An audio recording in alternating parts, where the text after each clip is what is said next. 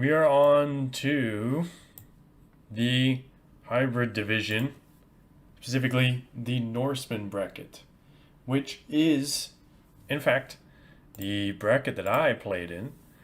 I did get knocked out in I think it was just the quarterfinals.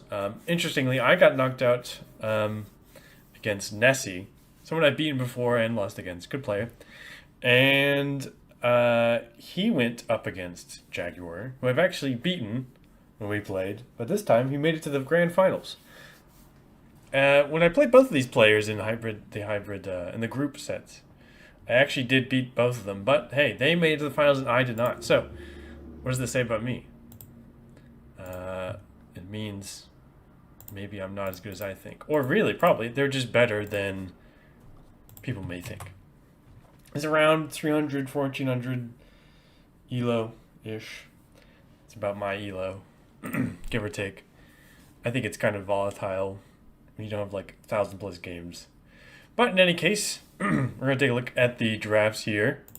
So, we have for Age of Hempires picking, which I'll probably refer to as, I think his shorthand name is just Hempy, which is easier to say. I think I'll just stick with that. As long as no one tells me that that's horribly wrong. We have Bay and Isthmus. JagWarrior picking High Tides and Shoals. And the Cup will be the admin picker in the first game. Is he, I think, when I checked, yeah, Bay is very popular. Pants, very popular for Hempy here. The other map was banned out. And banning Evacuation a lot, which is probably good for you because JagWarrior seems to like Evacuation. He like playing Mongols on it. He also liked playing High Tides. He did get that pick, and he also liked playing Bay. So I think this is probably a decent pool for both players to pick from. Taking a look at the civs. So for the civ side, I think JagWarrior plays Lithuanians. He's played Lithuanians a lot more than any other civ in general. And he did get Lithuanians here. They're not exceptional on hybrid. But it's not like they're bad. They're good on land, so they're going to be good on hybrid as well. And probably, any bonus to your starting res is going to be good for hybrid settings. It's going to help you get to your dock sooner, which is always going to be good because your fish is amazing to have. So you can see how, these players have picked a lot of different civs. I think the main thing, take a look at Hempy here, picking Armenians a lot. He likes his Byzantines, I know. The Koreans, Berbers a lot, and Japanese. Both players have picked Berbers quite a few times, and we did see Hempy got it as the second pick, and seems to think that Jag seems to think Lithuanians and Himstani were higher priority. Did get the Q, which is an interesting pick. I don't usually see them as a great choice in the hybrid.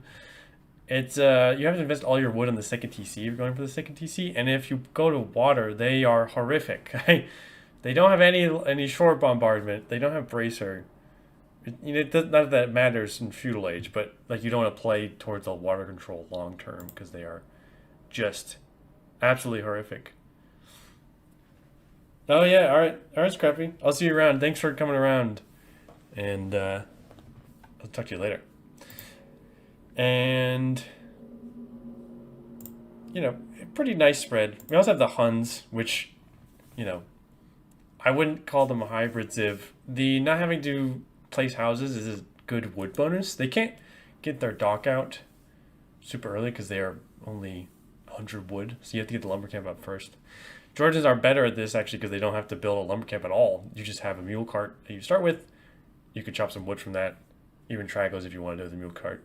You can get the dock out real early. Japanese, of course, really good. Persian, really good. These are not a bunch of really nice hybrid choices. Look at Jag's pace. I think these are less, I would say these are less hybrid focused, Khmer especially. Hindustanis, Saracens are good, and Koreans are good water civs. But, it looks to me, if I just look at the picks, I would say JagWarrior is maybe a little more focused on playing towards land than getting lots of water control. But we'll see. All of these civs have fires, unlike Vikings. So they can still contest water early. Also interesting to see Byzantines banned from Hempy. I think he likes the Byzantines, so I'm surprised he didn't pick them. But maybe he just you wanted to prioritize the Georgians pick here. So he doesn't mind banning that out because he doesn't want his opponent to get it. But Jag really worried about the Lithuanians. He wants to get his Lithuanians, which I think he's very comfortable with. So, we'll see how that plays out.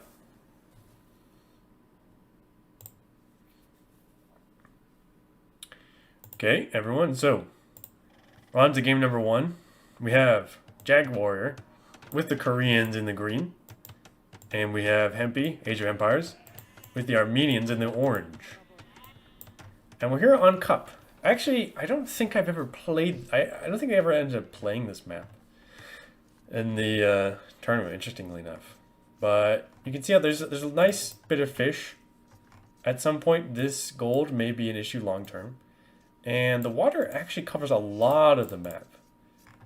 You know, you can see it like water control could be an issue long term if you don't have it, because you could shell a lot of stuff. I mean, of course, if you have stuff in the corner, not as big a deal. But you see how these minerals are pretty close to the shoreline.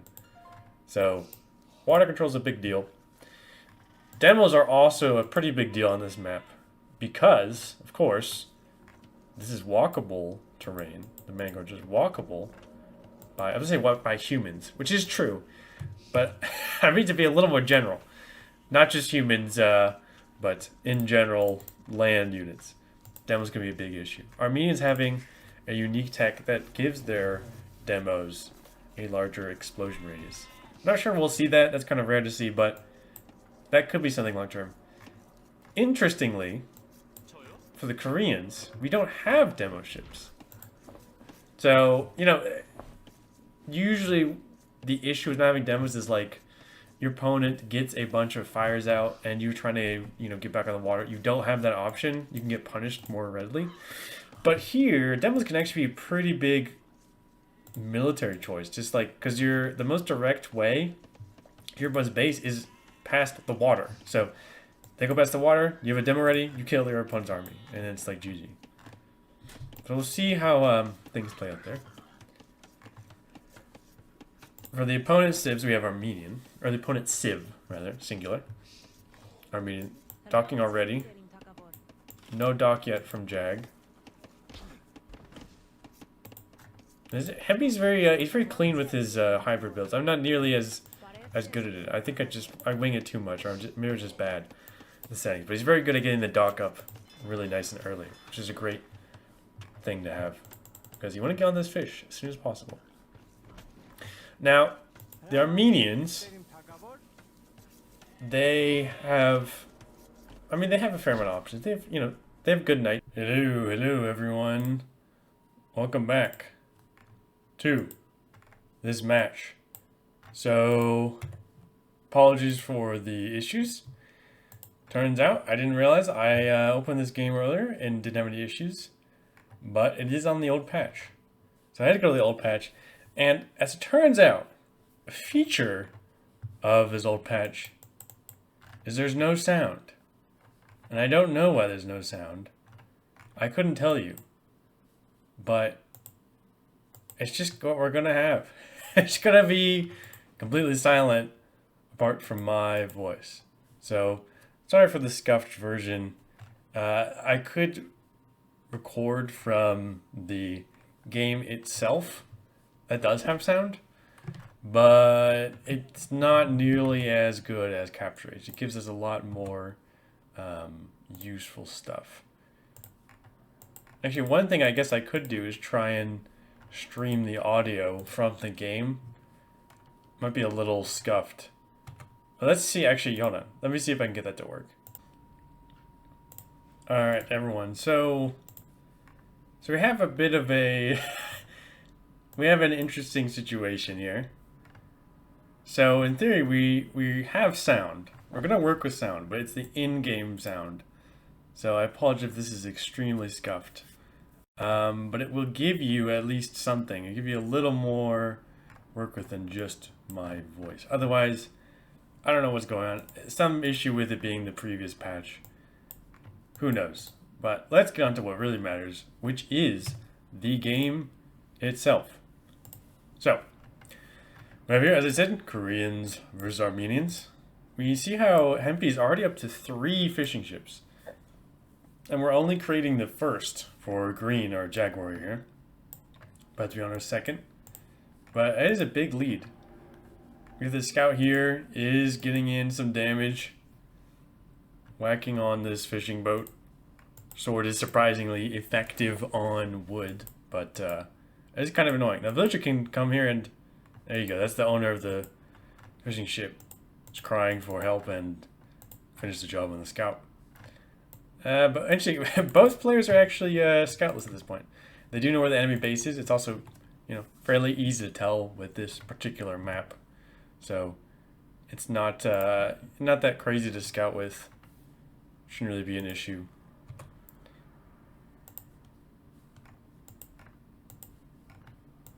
Bill's taking the hunt over here. Nice, the mule cart's right here. Actually housed for Hempy. Probably want to add a house pretty soon. Barracks coming up. Kind of a tight base here, but should be nicely walled up. You have the gold axis here. No barracks up for orange. Hopefully we'll get one in soon.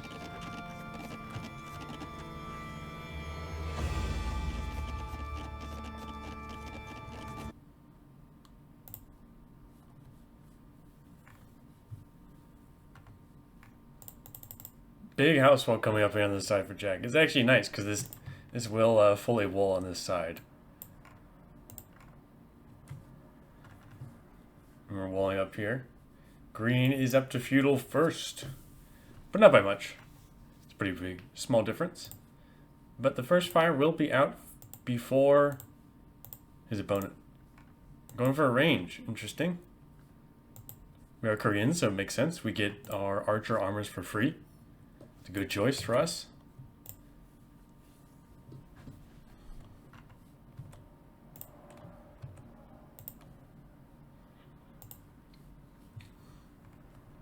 I have no land military, not even a barracks. Interesting. Gonna dock the other side. Okay. Now we have the barracks coming in. But it is significantly late. That being said, protecting these fish chips is probably more important. The first hit is in on JagWarrior's fire, but it's going to go for the fishing ships.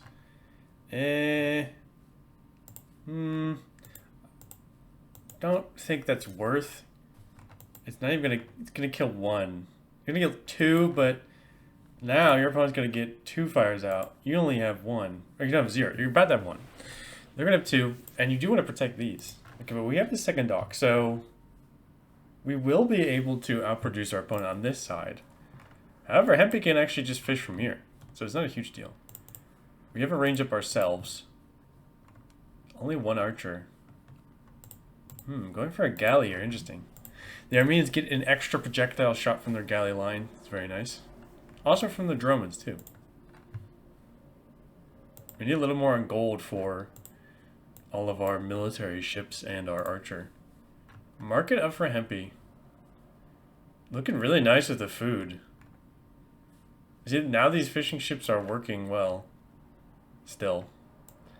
And we actually have no farms added. But now we can start adding fishing ships over here if we want. Getting some skirms out. Market up now for Jag. Floating a lot of wood, actually. Needs to convert that into some farms or get them more on gold so you can make more archers. Or more or ships. This guy is also some nice vision. You can see your opponent isn't docked here. You haven't seen the second dock, but you've seen that they haven't docked here, which is good. Now we only have two fires. This is the thing with Koreans, they don't have demo ships. Now it's actually not that great here because Hempy has done a good job of spacing out the fires, but you know, if you had the back of a demo would hit these two, then the fires come in, you'd be a lot better off than if not having it. But we do have three fires now, and we get some damage off early. Especially with some repairs on these, we can still win this. Depends if we see some repairs from orange, though. We might want to contest it. Pretty even on Vil count, or eco count, I should say. Walling up here on the side for green.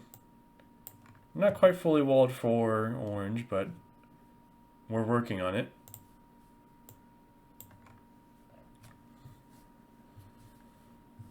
Yeah, we're adding fishing ships on this side. This is nice and secure. We know that our opponent is not on this side. Of course, because it's so accessible to land units, we can hit this with land units, but, you know, a skirm is not going to do that much damage to our ship. Archers would. Ooh, okay, we got in here, but we have just to repair. It's coming on the side. These are really low HP. I think Jag needs to pull these back and heal them. Or repair them. We did commit, and we were able to outpace the Vills, which is great. But I think we really want to repair these. Oh, the demo's coming out. Oh, it's going to be really... That's going to be brutal. It's going to kill 3 of them. And damage... Oh. Nice demo. So yeah, Jag got punished there for not spacing them out and not repairing them.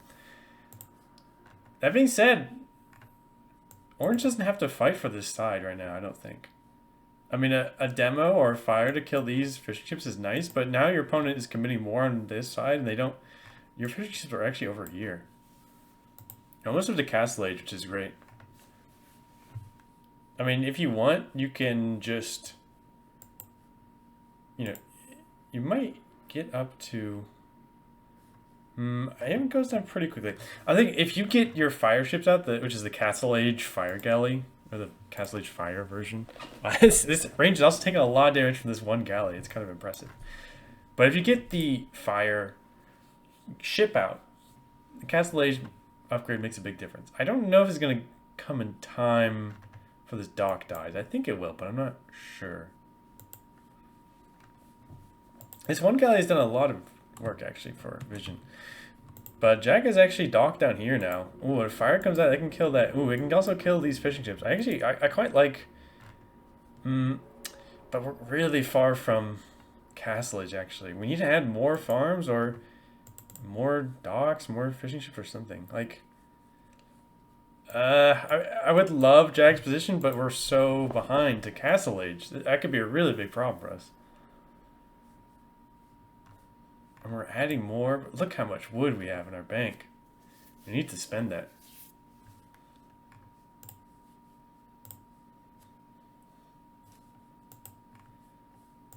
We got popped out because of all the damage.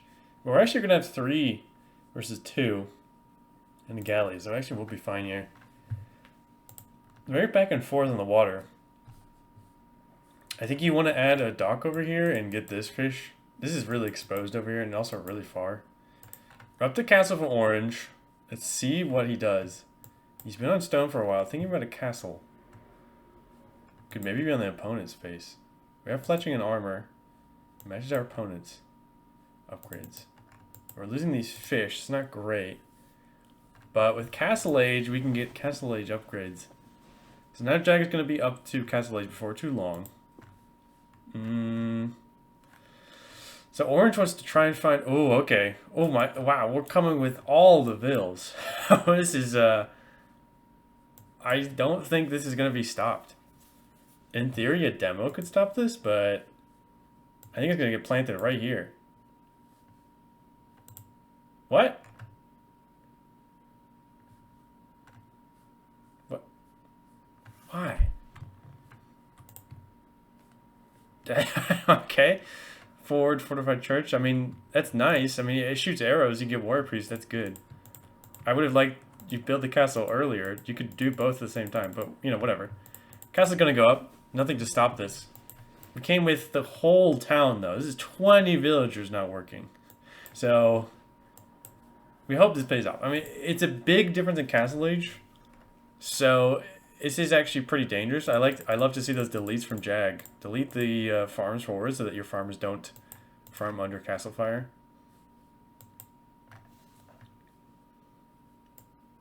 What is Jag going to go for? We're almost at the Castle Age, so we can drop more TCs on the side. So it's not the end of the world. Are we going to produce Armenian? Ooh. So this is an interesting choice. So, you know, one of the big bonuses for Koreans, they have cheaper wood on their archers, and they get the armor upgrades for free, but composite bowmen actually just ignore the armor. So that's kind of an interesting interesting option, I would say. Okay, we're dropping a TC back here. Dropping 2 TCs. I mean, I guess this is smart. You know that your opponent came forward. They probably don't have an extra TC because they spent all of this. But now, this is interesting. Now Hempy secured all of this gold. I don't know if it's that important. There's still like a lot of neutral or a lot of minerals back home. It's good, of course. Often as the Armenians, you want to leverage your water control. And now we can grab this relic. That's nice. That's a really good thing of the warrior priests. They are able to get relics much faster than normal monks.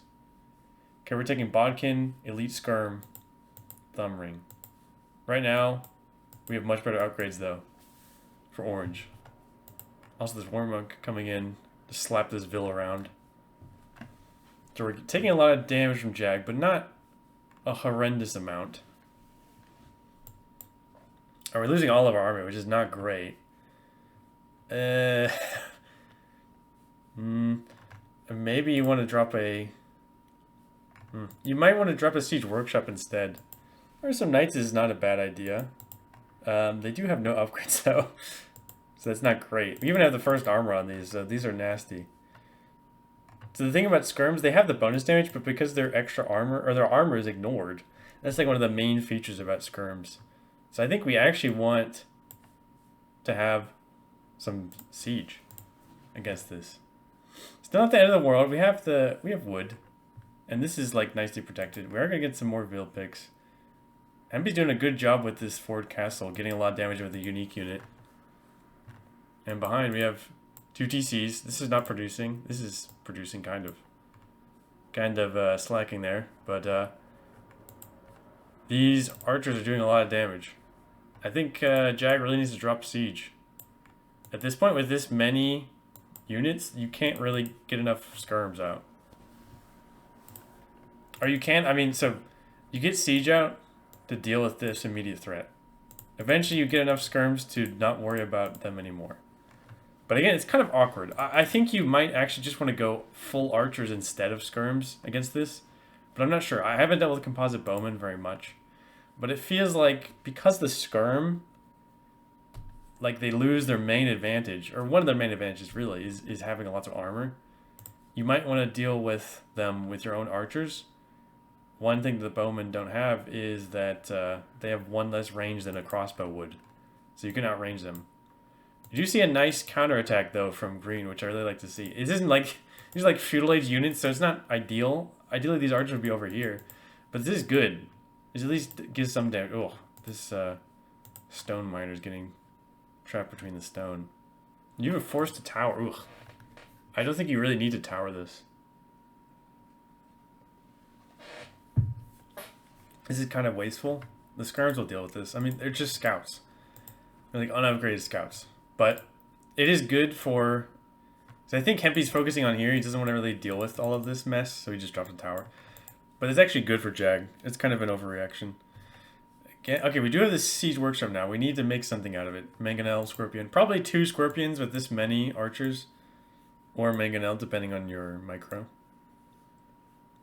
But still isn't that... I mean, it looks pretty bad. But it's still not horrific. I think the main problem is we don't have a lot of army. We're making the skirms now, which is good. But I actually think they'd be better as crossbows. Because the thing about skirms is also they can't really do any damage to the opponent. I mean, you can see how this is kind of a typical situation that we run into. When the opponent is really aggressive, doing a lot of damage. This is good. When they get the hits off, they're going to really kill them. But if they get attacked themselves, they're going to be in trouble. But you can see, that's 7 range, and this is just 6. So they're outranged by the skirms. We're actually clicking up to Imp for orange, which is wild. So with Trebs, we can deal with the one thing we weren't able to do, which is kill off the TCs. But as I was saying, as I interrupted myself, and actually watch this closely. War Monk's taking a lot of damage there. But you see, Hempy has all the army here. Not really much. This is some crappy feudal skirms. So this is all open. If we had a bunch of crossbows, we could kill all of this. All of this. But instead, we're trapped. This is exactly what Hempy wants. When you're being aggressive, you want to keep your opponent in the corner, keep them from expanding, and we expand ourselves. And we're going up to Imp, teching the armor, thinking about the Armenian champions, of course, very strong. Jag went a little too far with those skirms. We have 2 mangonels now. This needs to be repaired, though. Still up to 17 composite bowmans, and the warrior monks can heal these guys up. I would love to see grab some more relics. With a single outpost, love to see that. This is actually like, this is like a tree house. This one's hiding up in the trees. This is great. This is why it's so much vision from the treetops. Getting bow saw. Okay, now you have to be careful. Okay, good dodge. Now this is the fun part about playing archers, where you can lose everything in one moment. This is when I like way over micro things and I lose everything. It actually would have been a really good shot, but then the crossbow or the archers came forward. We're gonna be up to imp. Jag needs to expand. Like delete one of these houses and expand at the sides. You're like way too cramped. You need to find some counter damage for sure. We're falling behind in eco a lot.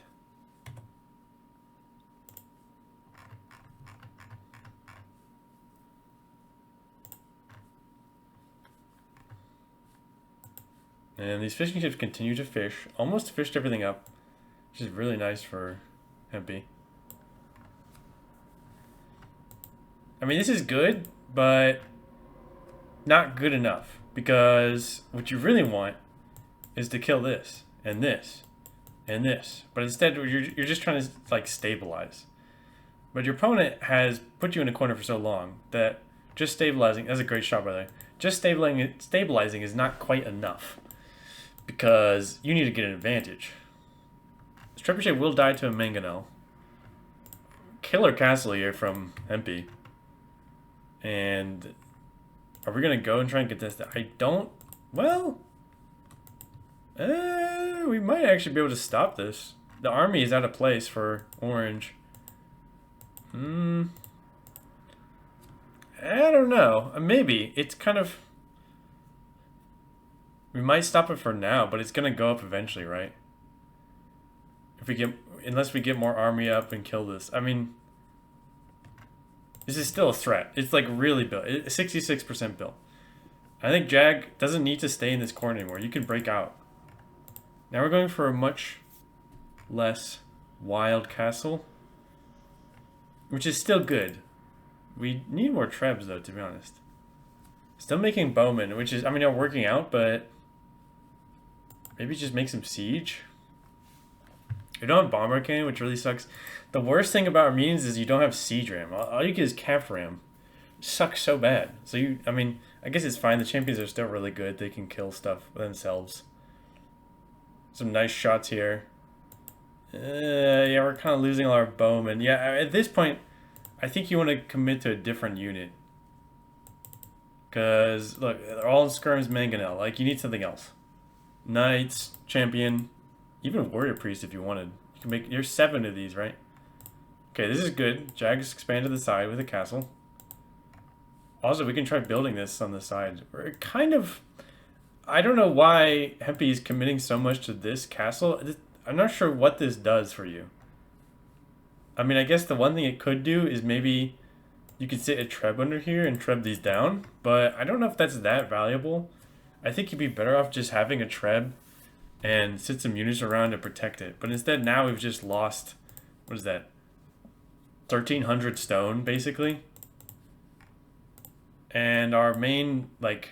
Now our enemy's on counter units. So we should stop making this and make something else. See, yeah, now we're going to knights. Or even light cap, that's fine.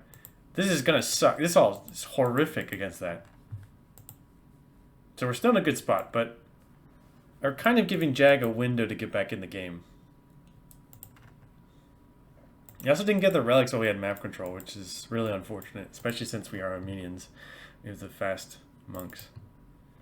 But it's a good defense from Jag. See, things looked really rough there, but now he's even out the eco count. And Hempy's going to commit to this castle. I mean, I guess this is a good castle. It's a good distraction as well. But... Yeah, I don't know. I think you should focus more on getting your military up. You only have 18 farms. You need to drop way more if you're going to go for a stable. Yeah, you can see the mangonels are going to die pretty quick. We do need to get more armor in, though, for sure. Jag is still in Castle Age. 0 on gold right now, though. Dropping a TC over here, which is good. Now this castle's up. We're still making composite. I think this is all a waste. I mean, now we've cleaned up a lot of the mangonels and skirms, so I guess that's fine, but... Yeah, I mean, I don't know. I guess this is fine. I think it'd be easy. Your life would be easier if you had knights. Okay, we got another cat. I think he has a problem. Like, this ram is trying to stop him. Like, you don't... You make a treb. Make a ram. You don't need a castle to kill all the TCs. There are other things to kill TCs with. It also doesn't do anything. We only have our army here camping the production. This TC's already going down. We'd rather have a castle on this or this TC. And there's no space even. We're making light cap out of 2 stables. We're floating 1,300 wood. We keep going composite bowmen. I mean, I guess it's working still. Because we're putting so much pressure on. I don't know how these are going to do versus war wagons. Ooh. Well, actually, that's not... It's 2 versus 10. So I don't think that's really a good assessment. But I guess they do ignore the armor, which again, a good... It's also Imperial Age upgrades on these. Are they elite? They're not elite, but... They don't have chemistry either, but they have bracer. Stop! Why are you building a castle? What's the point of this? Just build a treb. Why? What is this for? Do you just want to make more composite bowmen? Maybe that's what it is. I can't really think of anything else. We got pikes out now. I mean, they're gonna die to the archers. Okay, the TC's down. Jag can still has a lot of space to work with, and also a counterattack. Still, there's nothing back here. Imagine if one of the castles were back here, though, to protect MP's base. We got wheelbarrow in, so these villagers can run away much faster. So I think this is something that Jag is really good at, is like staying alive. When he's back in the corner, he's very good at staying alive, keeping himself afloat. When I think often, sometimes his opponents think he's like completely dead. So they don't close the game out as like definitively as they should or maybe could. So then it just gives Jag an opportunity. I think Jag is still like in a really bad spot, obviously, but like he's still not dead. And it seems like he should have been dead 20 minutes ago. So you're giving him more and more time to come back into the game. It can also be bad in a best of 5.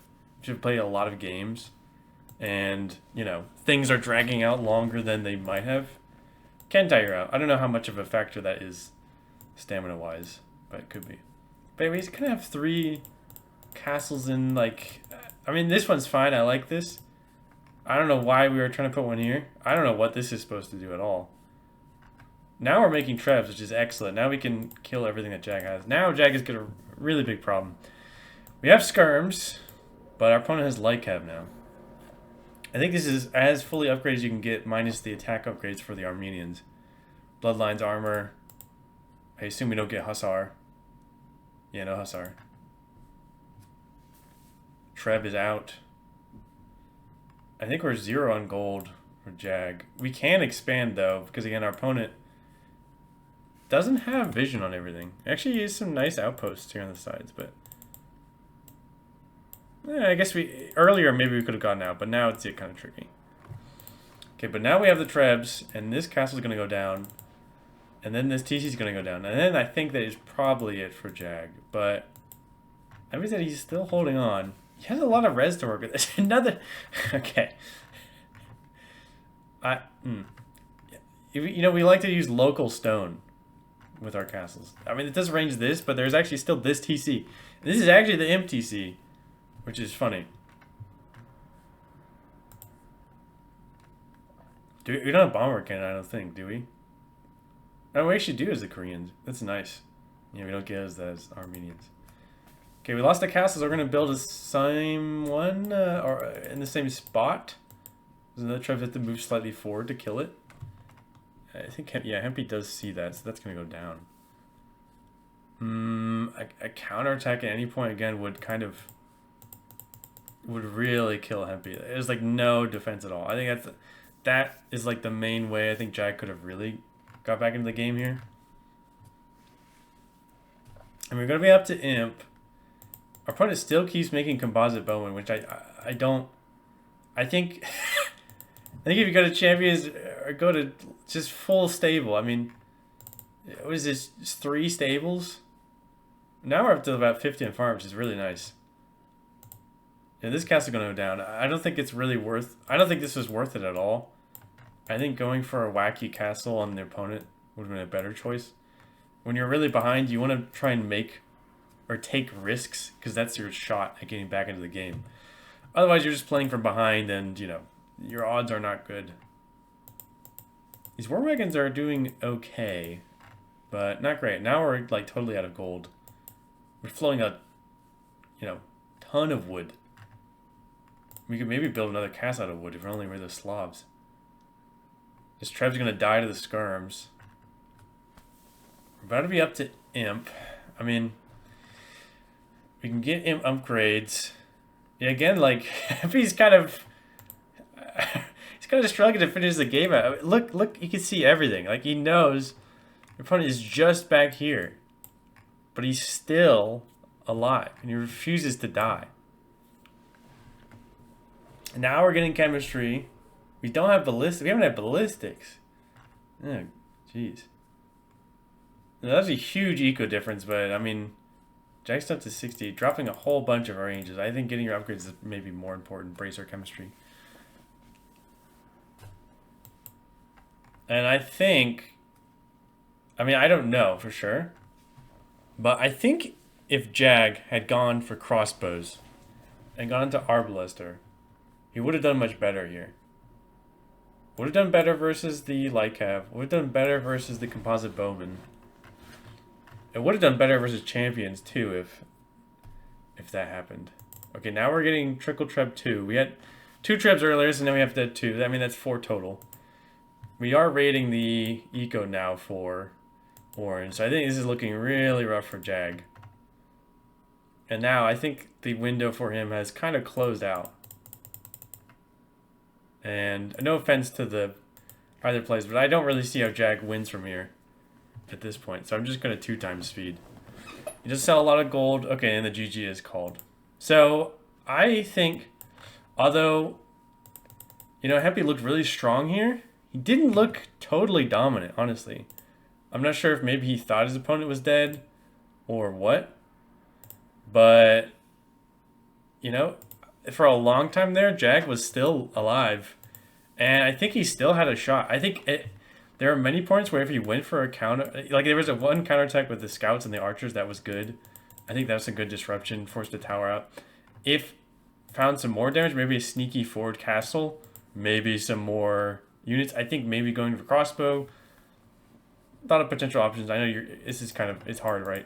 When your opponent drops 4. It was sort of 5 castles, 1 that didn't go up. It could be hard to think straight, but I think if Jag found a shot to get some counter damage, Hempy would have been dead. And then that would have not gone well for him. But it was a win in the end for Age of Hempires. So let's go ahead and get into game number 2.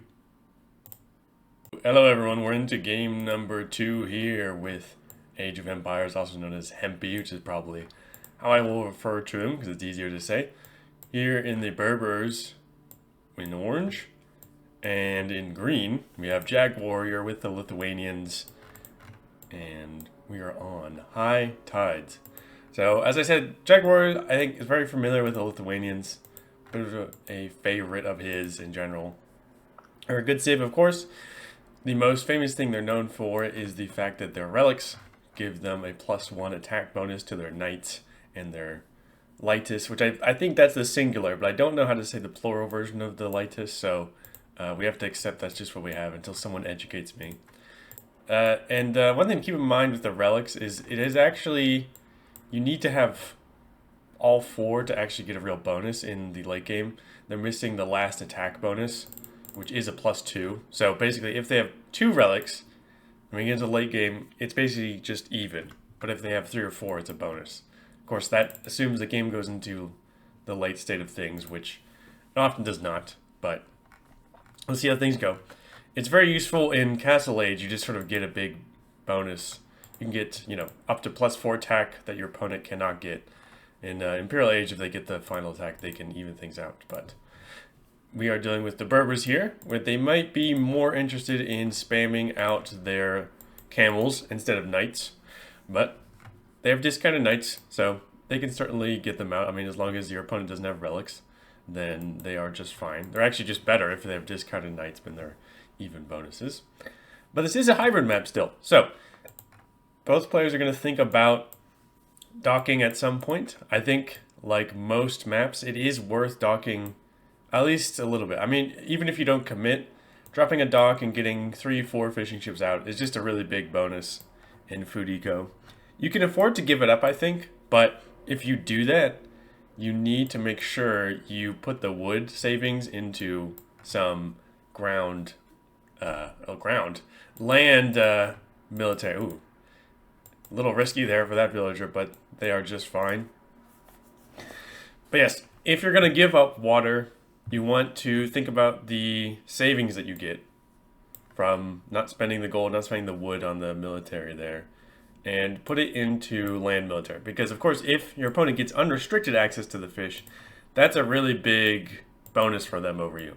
On this map, it's not as crazy. You can see how, there's not a lot of fish. Looks like we had 12 deep sea patches, but they're kind of far away, right? Like, if you collect the first 3 here, things start to get a little more inefficient. You can, of course, dock up here, and then, it's less bad, but it's not great. It's not perfect. I would say, Isthmus is a example of that map is a lot more viable in terms of long-term fishing, has a lot more fish. Hempy's doing this thing where I saw this before in a game where he actually docks in the center here, which is interesting. So it means that I think it probably gives you access to more fish, like a little more efficient for fishing. It doesn't mean you're going to reinforce military to your opponent a little quicker. It also means your opponent's military, in theory, can get to your dock a little quicker. It's also good to secure this patch of gold. You don't really need it unless the game goes super late, but having some vision on presence for the relic is good in general, but of course when you're against Lithuanians. We actually had the dock out first for green though. Already have the second fishing ship coming out.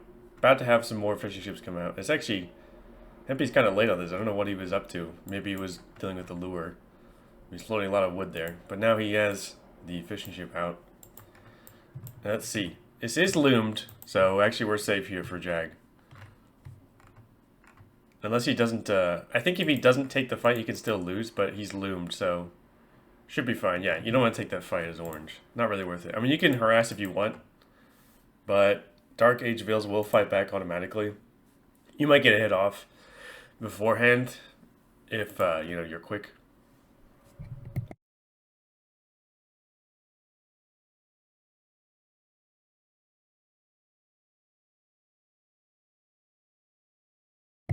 Actually click up to feudal first for green, which can be a big deal for water presence because, of course, you can't get any military out. Now, I even had the downhill, but that's a Dark Age scout. Not really worth fighting. Now we have no vision for orange. Jag actually hasn't scouted the enemy base, but Hempy has an idea it's down here, presumably, because the dock is here. And we'll be up to feudal by about 40 seconds before Hempy, which could be a big deal. We're going to get onto gold. And we can get some fires out before our opponent can. Only 3 fishing ships, though, so Jag isn't committing that much. You might be thinking about... Okay, yeah, so he's thinking about dropping a barracks. I wouldn't be surprised if we saw a stable. I would still like to see, I mean, you don't know this until you age up. But if you see you've aged up before your opponent, I mean, 1 or 2 fires could make a big difference. Because these fishing ships are going to be unprotected for a while. Well, not a while, but, about 30, 40 seconds or so.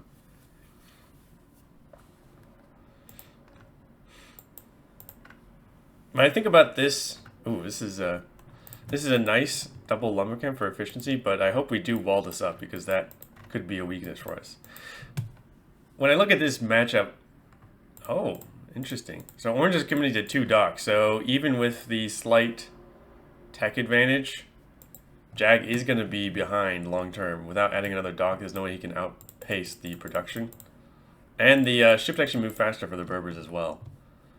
Doesn't seem to see the dock. May think your opponent hasn't docked at all, but actually that's a little sneaky. Maybe that's another reason why Hempy does this, because you can dock up here, and typically you expect your opponent to dock over here, and when they start they don't see anything. So it's quite sneaky. We do have a fire out, but 2 fires are going to be out for orange. Not that far behind, so it'll be tricky. No, we just see barracks. Okay, but we don't see stable or anything. And as I was going to say, ooh, nice pick there. I think that was the Vil that got beat up by the boar. Dropping the barracks now for orange. As I was going to say, I think in this match in general, does not look great for the Lithuanians, but it probably depends a lot on your relics. If you are going for knight production, right, you're just going to be worse off than your opponent if you don't have relics. Because their knights are just cheaper, so they can just make more of them. Or they can make camels as well. You don't have camels. Of course, you do have good spears. Spears move faster, which is a nice bonus. And spears are, of course, a great answer to camels. And knights, of course. I mean, they're less mobile. Oh, and I'm playing up to castle first. Okay, interesting. So, you know, I would say as the Lithuanians here, either you want to try and play for map control, get all the relics up, and then you could probably be able to contest your opponent's army.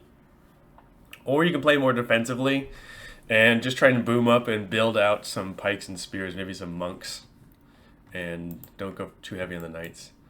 I think it sort of depends. Either way, I think the onus is kind of on you, because as the Berbers, of course, when you get up to Castle Age, you're going to be up to Castle Age and then have your bonus immediately. Like your stable's already discounted straight up.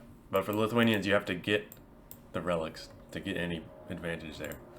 Now, we do have 4 fires. I think the time, Jag, is you got to cancel this fire. This isn't doing anything. You can't contest this anymore. It's not worth it. Your opponent is actually really far behind. He needs to drop some more farms. He's going to be really far behind the Castle Age. You see how Jag didn't commit that much? Hempy did. The fish is going to be nice, to be clear. But is it going to be nice enough? Like, this is a really big lead to Castle Age. We're floating a lot of wood. This is good, but I mean, it's good that Jag is still producing fires, but I don't think it's worth his time at all. So that is good, at least. He doesn't even have any fishing ships, so it's not like he's protecting anything. If anything, you know, you might want to demo, see if you can maybe kill some fishing ships, but otherwise I don't think it's really worth it. We're going to get to Castle Age. We have the first armor. We don't have bloodlines, though. We actually don't even have a stable. Okay, what do we do with this Castle Age? We're in Castle Age. We're fighting for the water. Don't think this is really worth it at all. We're dropping a second TC. Okay. Oh god, we're taking into taking a war galley. This dock might go down. We're not gonna have any docks. I don't think this is worth it at all. I think this is totally a waste of resources for the Lithuanian army here. Now we're dropping the stable. I think it would have been way more worth to cut production, get a stable out. You could have had knights out when your opponent isn't even up to Castle Age. They're still not up to Castle Age, but I mean, the second TC is good as long as you can keep it producing. But the thing is that your opponent has 5 fishing ships and you're gonna have 0. So, like, it's gonna take a while to get for those farms to kick in. Now we have knights out, but no bloodlines on them. And so the previous game I casted in the finals, we saw Franks versus Berbers. And again, I don't think that was a great matchup for the Franks. And I think the onus was kind of on the Franks to make something happen. And I saw when the momentum was no longer behind them, they kind of just fell behind. So we'll see what Jag does. He still has a really big lead in Castle Age, though. It's Castle Age timing, I should say. We're getting bloodlines in for orange. So we have a knight out. That can make something happen. We have no army here. I mean, we have 2 spears, but they actually don't hardly matter at all. Hating this house is not great. I mean, look, these are all exposed. Fortunately, there's no bloodlines on this knight. I'm missing the second armor. I think Jag should probably focus on just adding a bunch of farms right now. Keep the TCs producing. Okay, now we have 2. Oh, no. If we just moved a little bit forward, I don't know. I think Jag's focusing on something else, probably managing the eco or something. But this was really, that was your window. Like this house gave all the vision to Hempy. I mean, you can even still try to hit the palisades. That's at least something. Make them wall behind, or yeah, that was a lot of wasted time for Jag. But coming around the side, most of the stuff is walled. Palisades won't last long, but we don't need to last that long for orange. Kind of a nice capsule-shaped base here. Yeah, you can engage that. That's spear's not going to do much. We don't really want to die the TC, but we could harass this wood line over here. We do have a second TC, and is working, but not working enough, I don't think. We're flowing a lot of wood. See, this is the problem. We're getting some damage in, but now our opponent has camels out. Now, this actually isn't a terrible engagement, but the thing is, you look at all this, you look back home, what advantage is Jag really getting? He's like sort of producing out of both TCs, but not by a lot. He's floating 500 wood. Doesn't have many farms out. This is like all of his army. I do like the monks. Now, if the monk... Ooh. Yeah, that was a smooth monk right there. If the monks go and grab some relics, you'll be well off. We haven't seen any of the relics yet. If you know the map, you'll know one generates here. It's kind of risky to go here, though, if you know your opponent has water. Second TC coming out. The army's all gone for green. Now we're adding the farms. See, the thing is, if we had those farms down already while we were going for the attack, we could be getting a bigger advantage because we could be producing out of our TCs while we harass the opponent's base. But now, they have camels out. And actually up to 8 camels already. Now, this could be a big problem. We do have monks. Monks are going to be good. We don't have any spears. And the conversions are going to be a big deal here. I think this should be a conversion. Maybe not. Oh no, yep. Conversion does. That's good. Another conversion. That's great. I actually think it's not that bad idea to go for some spears and pikes. Maybe a third TC as well would be great. Like back here or something on the golden wood. Keep yourself protected. Your opponent's going to counterattack. So right now I don't see... like the monks are great, but like you need more army. Your opponent has quite a bit of army. But these conversions are going to be good. Getting the armor now for Hempy. We're up to 4 minutes idle time. That's the problem here. Like, getting the second TC was a big deal, but we didn't really produce enough out of it to really outpace our opponent. They have 7 fishing ships. Getting some more damage in. Another conversion going to come in there. Only down to 6 camels. But again, if your opponent's on full camels, just make some spears. Make some pikes. What are they going to do? I mean, you know that you should be up in TC count right now. So right now you just need to protect, right? You see they're going for the raids. Produce some spears. Please. Please produce some spears. Also, get some relics. I mean, this is fine. I mean, I guess you just need to protect things, but if you're going to protect things, then make some spears, please. Especially if you know your opponent is just going to go full stable anyway. Like, even if they produce something that isn't camels, you want the spear line.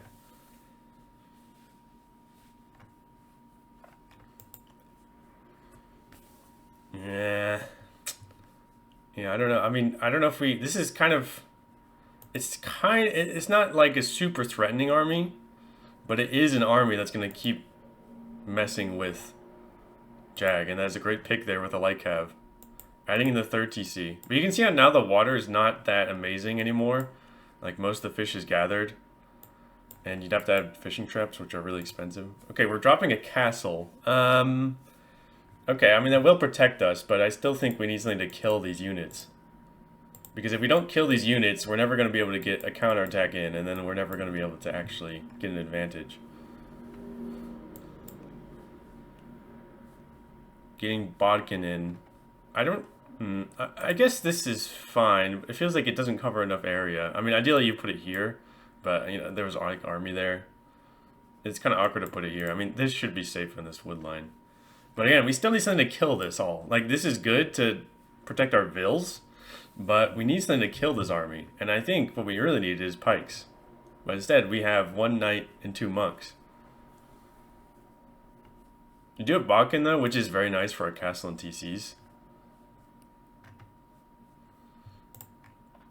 Now we're going for the monastery. We know that relics are a threat. Do we have a monastery from orange? I don't think so. It doesn't look like it.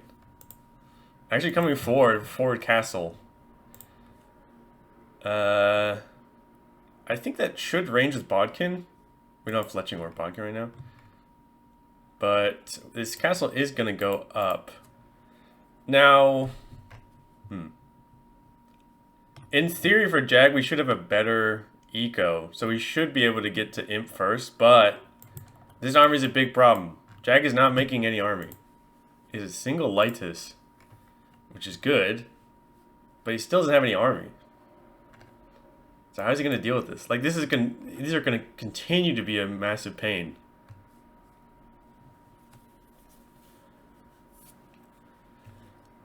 And again, while this is all happening, you look back home, orange isn't having any issues. We're not getting any damage in.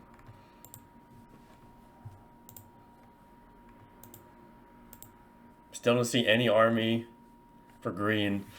See, we have a eco lead, but the vills are kind of inefficient. They're kind of slow. We don't have any army still. I mean, we're losing a lot for orange. And both players are very far away from the Imperial Age. But, I don't know. I mean, like, without relics, can the Lithuanians beat? I mean, maybe the Lightus are strong enough, but you need more castles to produce enough, really. And it's just going to be easier for your opponent to make more stable units than you. And we don't have any pikes out. This barracks in range of the castle. I mean, things are just kind of... They're very awkward now, I would say, for green. Fish is about to run out. Right? No, okay, this is still some more. It's kind of inefficient, but at least your ships move faster, so... It's less inefficient than it could be.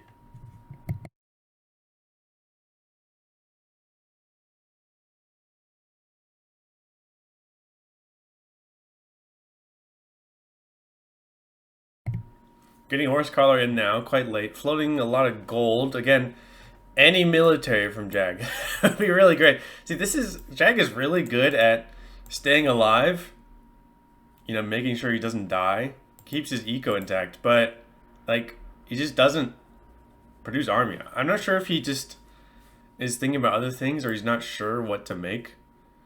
But if your opponent is on full stable, I mean, just go for help, right? I mean, now we have camo archers, which are going to be a problem. And I'm not sure... I mean, again, you still have good skirms. You could just go full trash as Lithuanians. Also not a bad option. You have faster moving trash. So that could be a choice. But... Okay, we're going to Imp with this TC. Great. Good. I would be an idiot and just somehow select all TCs and end up with this one. And we do need to expand, I would say.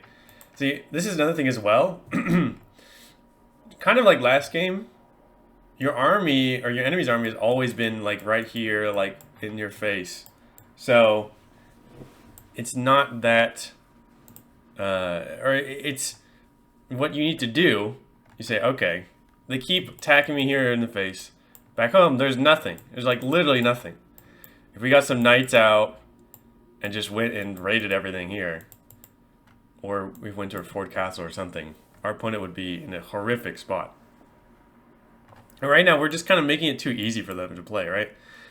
Like, this is what Hempy wants. We want put pressure on our opponent, make sure that we don't have to worry about this. Just pretend we have a Saracen eco. Just whatever, you know, just get farms up, whatever. But, you know, this is untouched, right? We don't have to deal with raids. And then instead, we just keep putting pressure on our opponent to make bad plays. And Jag is not raiding the enemy. We're getting some ranges out. We're going to get some skirms. I think that's a fine option to camo archers. I think going full trash is not a terrible option. Maybe some knights to raid or something. Or you could just put all your gold into siege. Now, we do have a single Lightus here hitting a house. And it will die eventually, but that can only do so much. Getting hill forts. It's actually a very nice defensive upgrade. I don't know if it's going to matter that much against the castles, but that gives your TCs extra range. Getting elite skirm, getting armor. We're going to be up to Imp by about, 2.5 minutes lead, it looks like. We do have bomber cannons. This is good. Now we can push back the castles, but we still don't have any army, really. We're just now getting into skirms, which is fine. But, well, actually, I mean, that's good here because our opponent only has camel archers. This one cav unit might do a lot of work. Okay, now we're building another TC. I think there's no reason why we couldn't expand to the around here, though, to be honest. But these camel archers are going to be a problem. This TC is about to go down, and then all of these vills will be out in the open, which is not good. But we're up to Imp. We're getting a Trev out. Getting true Trebs out. It's actually very nice that we have 2 castles. Now, we do need to kill this castle as soon as we can before our opponent gets up to Imp themselves. And we still need to see more military. We really need more military from Jag. Like, this is a good lead. This is a good tech lead. You can kill the castles. It also stops the camel archer production. But, again, you don't have anything to deal with their army itself. This one unit is getting a lot of work in. It's got up to 3 kills. Looks like about to be 4. And see, this is kind of what you need, right? Like the game has been too easy for Orange to play. Like, you want to add some more, get some knights out. Like, these are completely out in the open. There's no protection. There's nothing here. Just stop a bunch of knights just coming in and killing a bunch of units. Oh, that. I think that was canceled. Yeah, okay. Luckily that was canceled. That wasn't. Yeah, okay. that's good. That would have been pretty tragic if that was actually killed. Treb is coming out. Hempy's now in Imperial Age. I think we really want like 4 Trebs, especially it's because it's uphill. I think it should still die, but we're missing a lot of upgrades on our units for Jag. Getting the skirms out now, which is good, but we're missing upgrades. Yeah, now the camels can dive. See, we have nothing to protect these Trebs, just the castle, which is good, but the camels can dive the Trebs. And you don't want to unpack them. They actually have terrible armor when they're... Or sorry, you don't want to pack them. They have terrible armor when they're packed.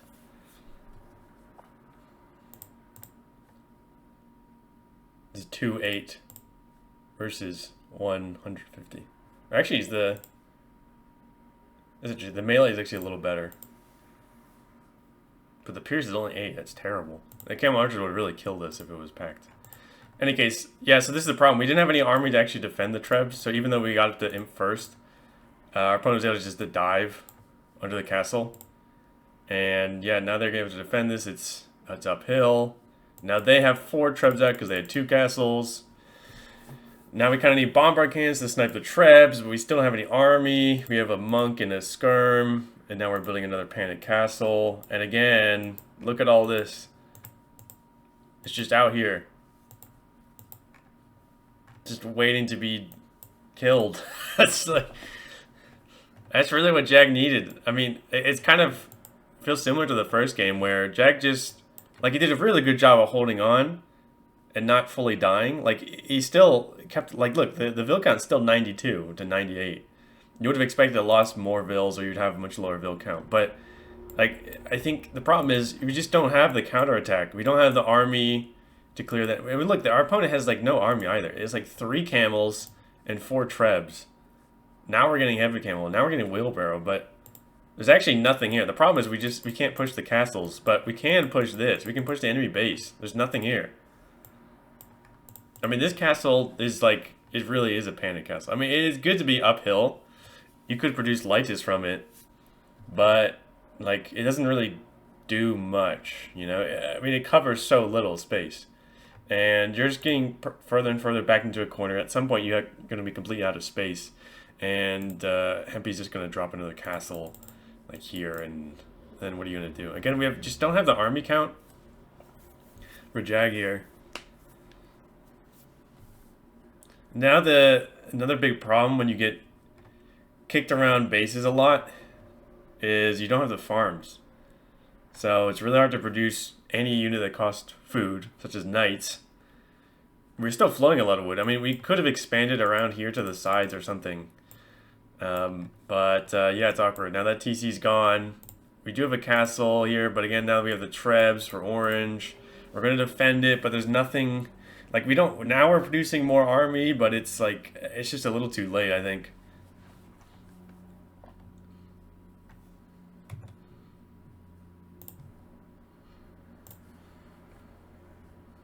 Castle dies. Bracer coming in now for Hempy. No chemistry yet, it looks like. And the GG is called. And the G. Hempy drops the G there. No offense. I actually did... I used caps lock for university.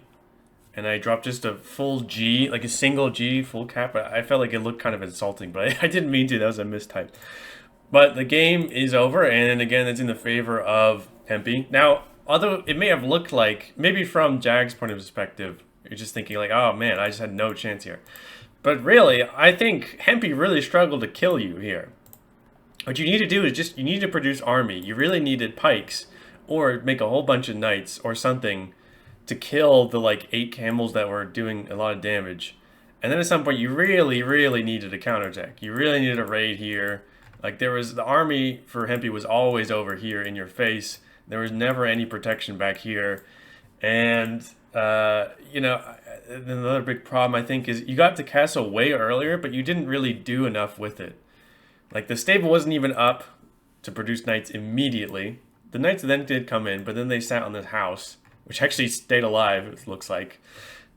They could have gotten and done a lot of damage. And also, we didn't have farms, so our TC, like, we dropped a second TC way before our opponent, but it wasn't producing. So a lot of things went wrong. But I still think, with the way this game went, I think Jag still has a really good shot at winning the game. Hempy still kind of struggled to kill him off. It's also really good. I like this expansion down here, but I think you could also expand with TCs around the sides, to be honest. You don't always have to be pushed back here, because your opponent was always up here. So maybe don't, you know, maybe don't try to expand up this way, especially because they have water control. But they were never down here, so you could just go around the side. It also means you could raid, for sure. Drop a castle, something like that. But anyway, let's go ahead and get into game number 3. Hello everyone, we're here into game number 3 of this Norseman Grand Final set. We have, in the orange, with the Portuguese, Age Hempires.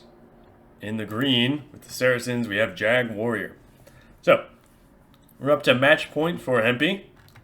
All he needs to do is win this game, and he wins the whole thing.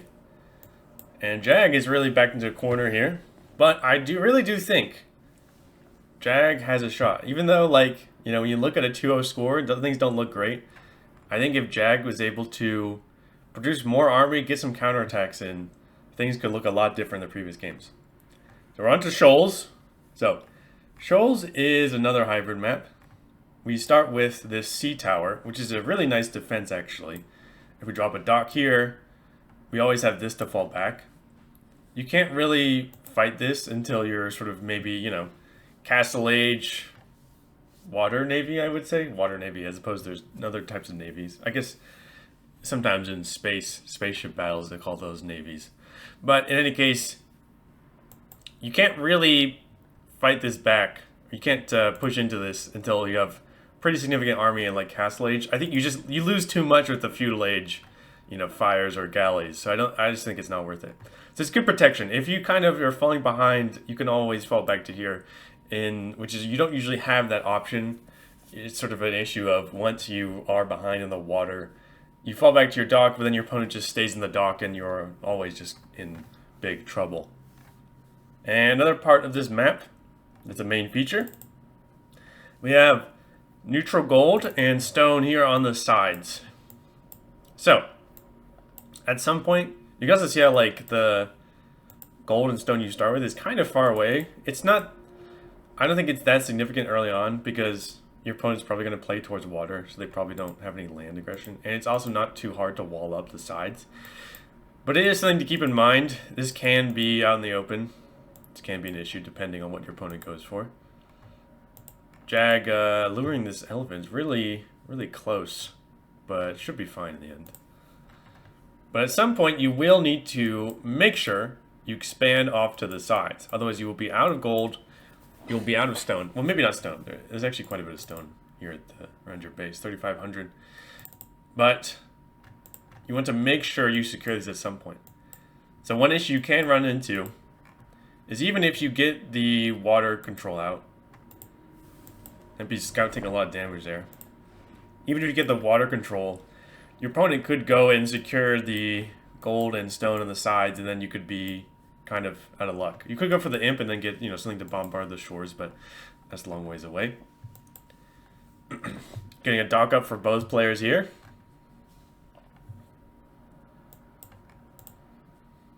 And should see a fishing ship very soon. Jag Scout taking some damage. Oh, slightly poor angle. You want to go around the side until the arrows are done shooting. That means we actually can't push our deer, which really sucks. It's not the end of the world because we're on water, but it's not ideal, I would say. The main thing that makes a difference for it is not getting up to feudal as quickly as our opponent. But it's not horrific. Now, looking at this matchup, we got Portuguese versus Saracens. So the Portuguese are a very nice civ. Their gold units cost less gold. When they forage, when their sort of wheels work on the berries, they also gain wood. They look in there and they look all the branches and shit, and they use that for their construction. The Saracens, instead, they think it's not worth, it's not sturdy enough material to work with. But they also have a bonus to their naval units. I don't know if it's all their ships or just their warships. They gain an HP bonus. And they also have a unique tech, Carrack, from their castle that will give their ships extra armor. I think it's +1/+1. Saracens on the other end, they do have a naval bonus, which is that their galleys shoot faster. So, like many hybrid maps, it's still probably more worth to go open with fires. I mean, there's not that much space to work with. The thing about galleys, like unless you're a really high level player, it takes a lot of attention. For fires, it's a lot easier to just click them in and attack. So, that can be an issue splitting your attention up like that. That being said, I mean, in theory, you could still make something happen with the faster firing galleys. If you're going to go for that, you probably need 2 docks, though, to mass up enough galleys to match if your opponent going for fires. And we'll see what the players are thinking here. Yeah, a minute behind for Jag. I think that mostly comes down to the fact that we couldn't push in our deer. We're also housed, which in theory doesn't matter because we're teching up, but we can't add any fishing ships until we add a house. Actually, not adding any more fishing ships for orange. I'm kind of surprised that we're not seeing some more. Only up to 3. I think 4 is a good number. 4, maybe 5.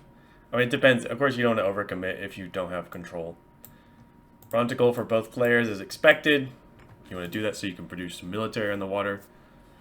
Jag's kind of walling up here, which I don't really like. I mean, maybe you just dropped it because you needed a house, but on this map, I kind of prefer you just wall up here on the sides. Like, if your opponent commits to water, you're not really worried about land aggression early. And, like, you wall up here, you're basically just committing to these units just dying, which I don't think is really worth. Yeah, be kind of sneaky here in the back. Dropping a market immediately. It is cheaper for the Saracens, and it is better in general for them. You can see how we're up to about like 400 food for Jag. You can go up to a castle age pretty quickly when you have fishing ships, even if you commit to some feudal aggression. We do have a fire out, and we are going for galleys. Okay, so we'll see how this plays out. Now, they are good. They do shoot faster. I played Water Nomad with Saracens. They're pretty nice to play. Oh, wait. This is not the Saracens. This is the Portuguese player. No, you tricked me. What? Why did Hempy drop a market immediately? Huh. That's interesting. No market from the Saracen player. We're going for a castle age, but we're pretty far off right now. Okay, interesting. So this fire is lurking around, but you can see how you can't really push into this area because of the tower. We're up to 2 galleys. It'll be 4 soon. We'll need fletching if we really want to fight for the water control, though. I don't have a blacksmith. We don't have any wood right now for that because we're producing lots of galleys out of 2 docks. Only one dock for the Portuguese player here. Rolling up the sides. Now we're getting a horse collar. Okay. We actually don't have double bid-X for green. It's kind of a problem. We actually have the... We're close to the res that we need for Castle Age. We don't have the buildings. Getting blacksmith now. Now we're getting double bid-X. Let's see where the guys. Okay, they're still just massing the back. But yeah. You want a big mass and you want fletching if your opponent is on fires. Which I think... I mean, we can usually assume so.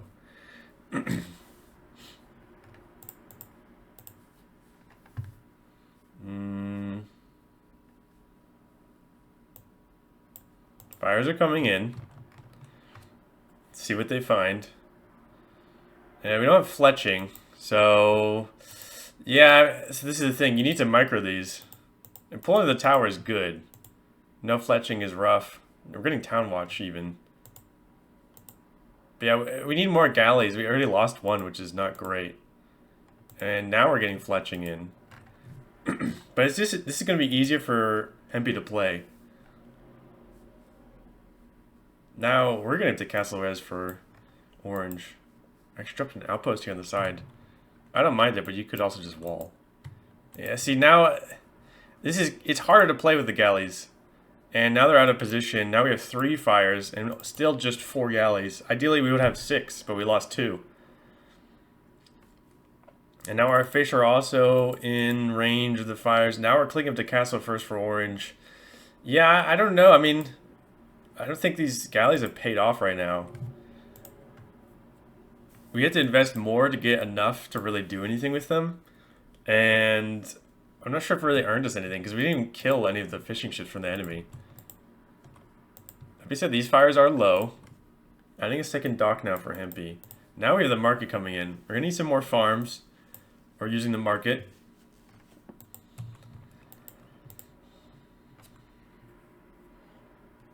I mean, you can shoot these. This is nice. So at least you can sit on the range of the sea tower.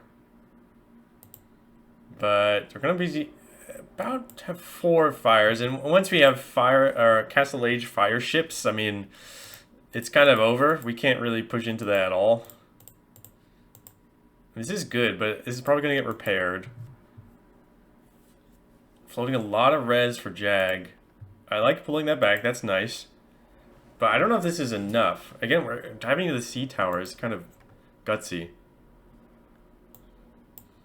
I just don't have any farms, really. I have 1 farm, floating a lot of res. We really need to get up to Castle Age. So now, it looks like we're going to have a really big lead in Castle Age for Hempy instead of Jag. I think we did kill... Looks like we did kill a single... Yeah, we killed 1 fishing ship, which is nice. But what is our follow-up? Getting more galleys, but we're up to Castle Age. But our opponent's up to Castle Age first by like about 10 minutes. Or 2 minutes, 10 seconds rather. And you see how Hempy's now thinking about going for securing the side, which is very good. So this is the thing, like... I mean, this pressure is good and all, but this tower pushes things back. We're getting War Galley now. Which upgrade the fires. And this is kind of the big thing long term. The sides. And green has not stopped that from happening. So I don't know if the galley play has really paid off. And again, you can't fight into these like at all. This is it's not gonna work out for you. And yeah, look, so you have to pay attention to these two or you can lose everything. It's like playing with archers. Going against Minganel. After 4 fires. I did pick off that 1 fire, which is nice. I mean, it does some good damage, but, like... The thing is, what does this earn Jag, right? If we're not killing... Oh, we're up to caravels now. Interesting. Spirit Law just dropped a video about these. Now, they do have pass-through damage, which is very good against galleys. Because they're going to bunch up quite a bit. However, they're out of position. They need fires to protect them, and they're just going to go down. This is a nice micro from Jag. We're actually, we're missing Fletching and Bodkin, so these caravels kind of suck right now. But Hempy's going to go secure both sides of the gold stone pit. Getting Bodkin in for now for Jag. But we really need to get War Galley.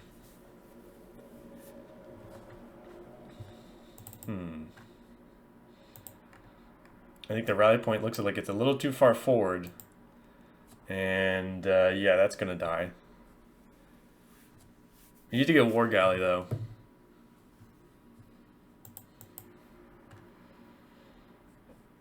We also need bodkin for these caravels. Okay, yeah, now we're getting fletching in. So yeah, now look. Now we're getting hits on the fishing ships.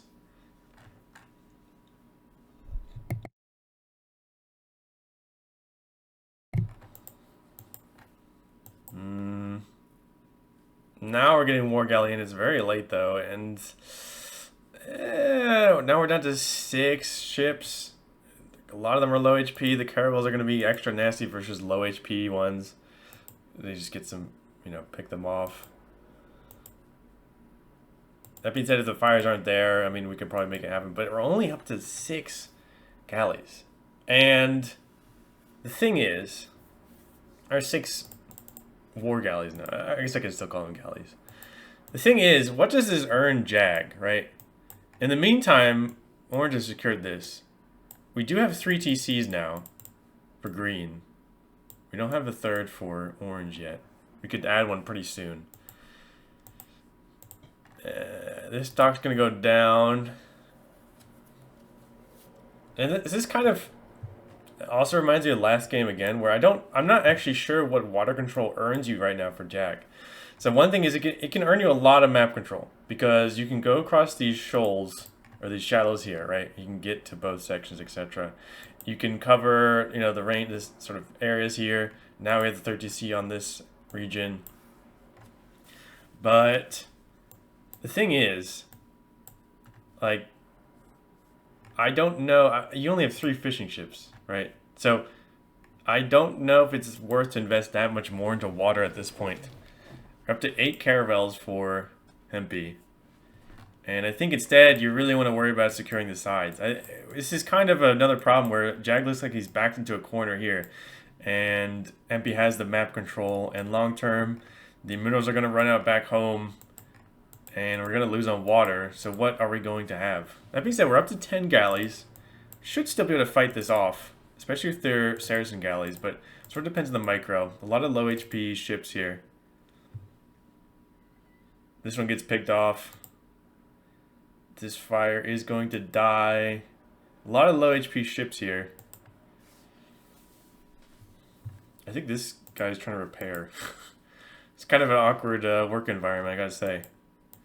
But the dock does go down. Only on 1 dock. We can't really produce enough ships now. But we're up 10 vils for orange. You can see we have a lot of idle time. Having to think about all this water control means we're not really focusing on our eco too much, and we are falling behind in that aspect. That means even if we take a good fight here, a good engagement, we don't really have anything behind it. 3 here taking a fight, the rest here are just doing nothing. It's not great, but you can see how like this sea tower is a pretty big deal. It is like a good way for green to hold on. I actually have a monk out, getting a relic. Very nice. Neither player is thinking about any land military just yet.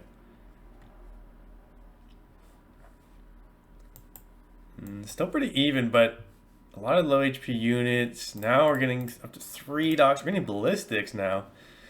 Floating a lot of food from orange. Either player could definitely think about sprinkling in some land military at some point here. I don't think... I mean... It kind of looks to me like, again, Jag needs to just pull off of water. Now we're up to about an even eco. We're up to 3 TCs on both players. Oh, about to be 4, so Jag can still keep up in that regard. But I still don't think fighting for the water here is worth much for Jag. See, the thing is, right, in Imperial Age, the water control could be a big deal because you have Dromans or cannon galleons, and you can bombard the shores. But right now, we don't have that. So it's actually not even that valuable to us. Instead, we can play for land right now. At some point, we could drop a castle that covers the shoreline and get a dock up and then try and get back on water. But yeah, right now, I think we need to focus on land. Now, Jag is going for the gold here on the side, which is good, but our opponent already has a TC, which is not great for us. They have way more. They can actually click up to imp. There's no real reason for them to. Yeah, that's I don't think. See, yeah, okay. Now we have the Castle Age military here, the navy that is able to push down the sea tower. So I don't think dropping castles here is good because the army's already here, and you need to drop it somewhere else that's a little more secure, which isn't going to keep getting hit. So now your opponent is investing a lot on water, so you can think, okay, I'm going to go for land, and this is great. I like this. You can get back on water if you want. It's good to secure this region. I think we really need to see some scouting from Jag to see what our opponent is doing. They've already overtaken us on the water. We can't do anything about that right now. They are up to imp, which is not great for us. That does mean they can get some cannon galleons out. Now we're adding a TC here, but we don't have any military. The eco count's still pretty even though, a little ahead for Jag. Getting in the eco upgrades. Missing heavy plow for orange. A handcart is missing for both players. Getting a lot of damage in. This market will go down. We'll need another one. Okay, we're getting cav armor for orange. No stables, though.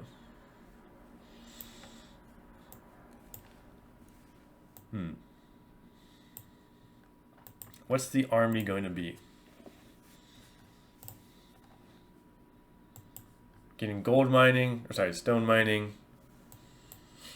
Yeah, this massive caravels is a little too much for us to be able to stop. I think we need to... We're not seeing pressure from either player on the land, which is kind of...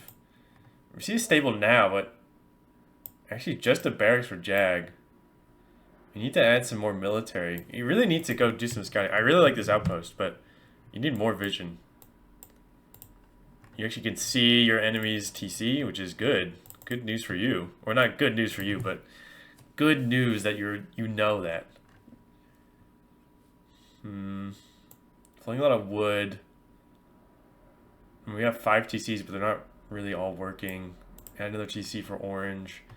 And now, with Imperial Age, Hempy can add some cannon galleons and shell this down. And then, this is like the real big problem late game. When you don't have these regions on the side secured. Getting the armor in. But no units. You know, we can produce units while our blacksmith is researching stuff. I guess we don't have the food right now. Getting Cavalier. I mean, that's cool, but maybe produce some knights as well while you're doing that.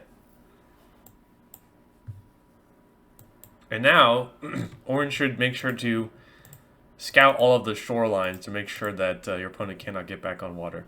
I mean, you know about this castle, I think. Or, well, maybe he doesn't.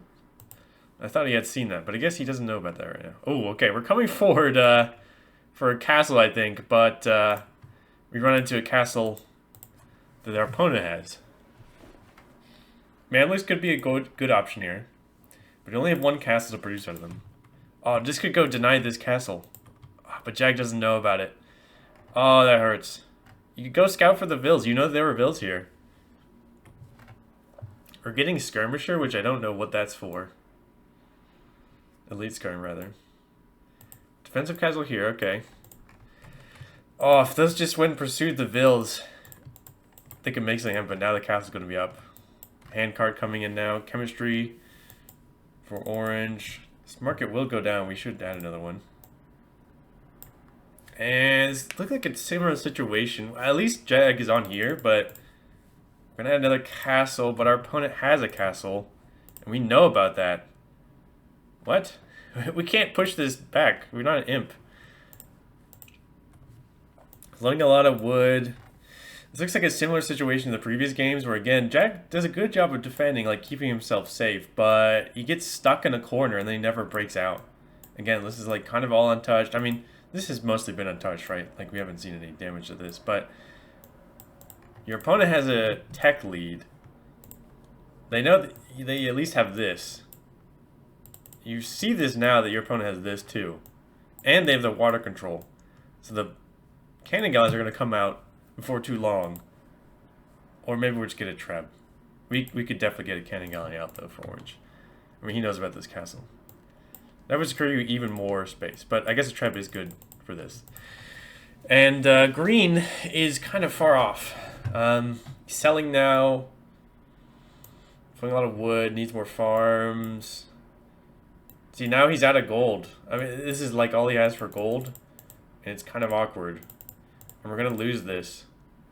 Oh, actually, we're an imp. Wait. This is really hard. So not having sound on the game is really rough. That's my bad. I totally missed this. Okay, that's good. Alright, never mind. I take back. So it is good to have 2 castles here. So you can produce enough trebs. You're a little late to the treb war. But if you keep producing, you might be able to make something happen. No chemistry, though. But luckily, our opponent is still just going to be on 1 castle. I don't know what this is, if not like a Mamluk production center. Cavalry are now in, so this is actually defense as well. I don't think this is worth anything at all. The edge of the map is not someplace we can go, so that doesn't really defend much. We can produce Mamluks, which are good, but we're missing a lot of upgrades for them. We don't have bloodlines, we don't have the armor, we're missing 2 attack upgrades. This castle should go down. We're gonna get some repairs in. Well, more trebs should come in. So these Mamluks can kill these. Okay, yeah, so that does go down. That's great. Okay, send in the Mamluks. Go now. Send the Mamluks right now. Unfortunately, I think we're looking here. Because we have to defend back home. This is a good raid from Orange. We're actually housed really badly. Or popkit really badly because we lose that castle. This is a lot of damage. Okay, yeah, great. The Mamluks do come in, and they're going to kill the... Oh, they kill the Trebs, but they don't see this. Yeah, now they see it, but it's up. I mean, they can kill this and get out. They need to get out. Still missing a lot of upgrades.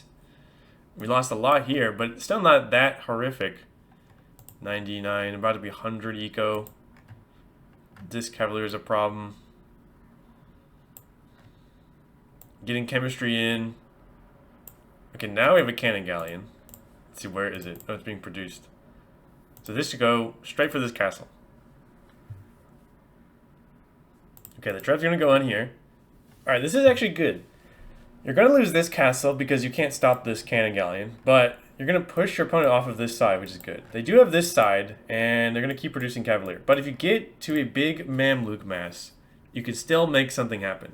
But you will need to get the upgrades for them. And it looks like we just have 4 Mamluks here right now. And until we have a good mass of Mamluks, we're going to just lose a lot of vills here. We do have good upgrades on our castle, though. We have Bracer and Chemistry and Ballistics. So it's good defensive, but we really need to conserve these Mamluks because they are expensive. But yeah, this castle is going to go down. Going into Crossbow for Jag. I don't know why. Okay, we have Mamluks. They can go... they can't really raid this, but... You can push this side at least. Or at least scout what's going on.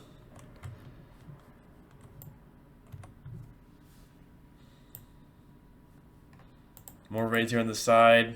Great work from Hempy. So you can see like a castle. This castle could maybe be here. Getting rid of a TC in the wood. But instead it's just exposed. We do have the Mamluks, but again, they're still missing a lot of upgrades.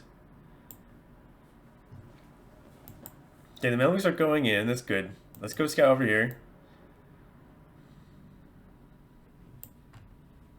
Our opponent is now taking into our Ballester because they want something to deal with the Mamluks. But right now, they have nothing to deal with them, really. I mean, with enough Cavalier, maybe with the Organ ones too, you can make something happen because they have really short range. But Hempy's going to continue to raid here. Now we're getting an attack upgrade, which is good. But we're missing bloodlines, we're missing armor. Oh yeah, we don't want to sit under the castle, taking a lot of damage. And you can see now they're adding ranges.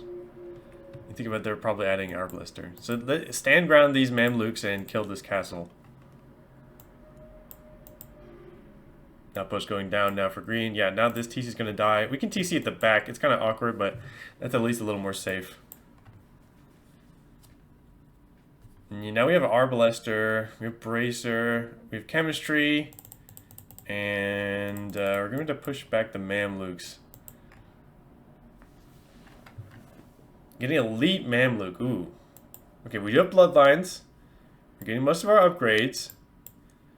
But we don't really have anything for this. We can't really fight off the Arbalester here.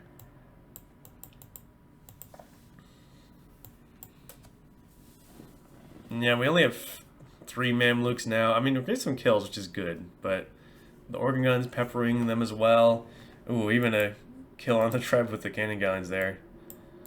And now the cavalry are going to keep running amok. We're actually floating a lot of res. I think... Okay, adding another castle. That should be secure. That's not going to get hit by the cannon guns. So yeah, now this is what, late game, this is what water control affords you, is it gives you some map control. You guys should cover a lot of space with this. And this is quite valuable for Orange, but the thing is that Jag, at a certain point, he wasn't able to compete for the water at all. So I think he needed to go for some land military earlier, and then try and get back on the water later, after getting some damage in on your opponent. So we're going to kill a lot of Vills here, but, I mean, the Navy is going to protect us. Getting hoardings now for Jag. Getting a Treb out. This is, like, really where I think Jag needs to focus now. You can't stop this castle from going up, but you can kill it from afar, which is great. That's really good for the Trebs. MP's housed, adding some more houses on the side. This castle is really a sore thumb. I mean, this area is really nice and protected, but it's just an abyss that the villagers stare off into. We're adding 8 stables. Okay. Looks like there's going to be Hussar. It's good for raiding, but we can't really raid on this side right now. I mean, the castle's dead, actually. If the Navy is over here, we can raid on this side. But I think this is more ripe for raiding, if you ask me. Housed again for Hempy. Navy continues to lurk around. Yeah, but with full Arbalester, I don't know what the Saracen player here is going to do versus that. Getting the armor now. Only up to 11 Mamluks. They're elite, and they're about to be fully upgraded. Okay, the Trebs are not hitting the castle, but they will be soon, I hope. Right? Yep. But now the Arbalists are out, which are a really good option against the Mamluks. Never pull them back. And it's good micro. There's not enough Arbalisters to really threaten the Mamluks too much. Kind of trickling them in. Did lose some Mamluk there. But now, ooh, more raids from Orange. It's really rough. Maybe this is what that castle's for, and I'm just stupid, but I feel like it's not that worth it. Yeah, that game's gotten very messy now.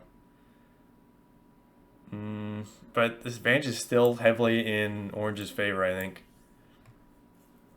That being said, once again, as per usual, Jack still has a really healthy eco count, even though he's really backed into a corner.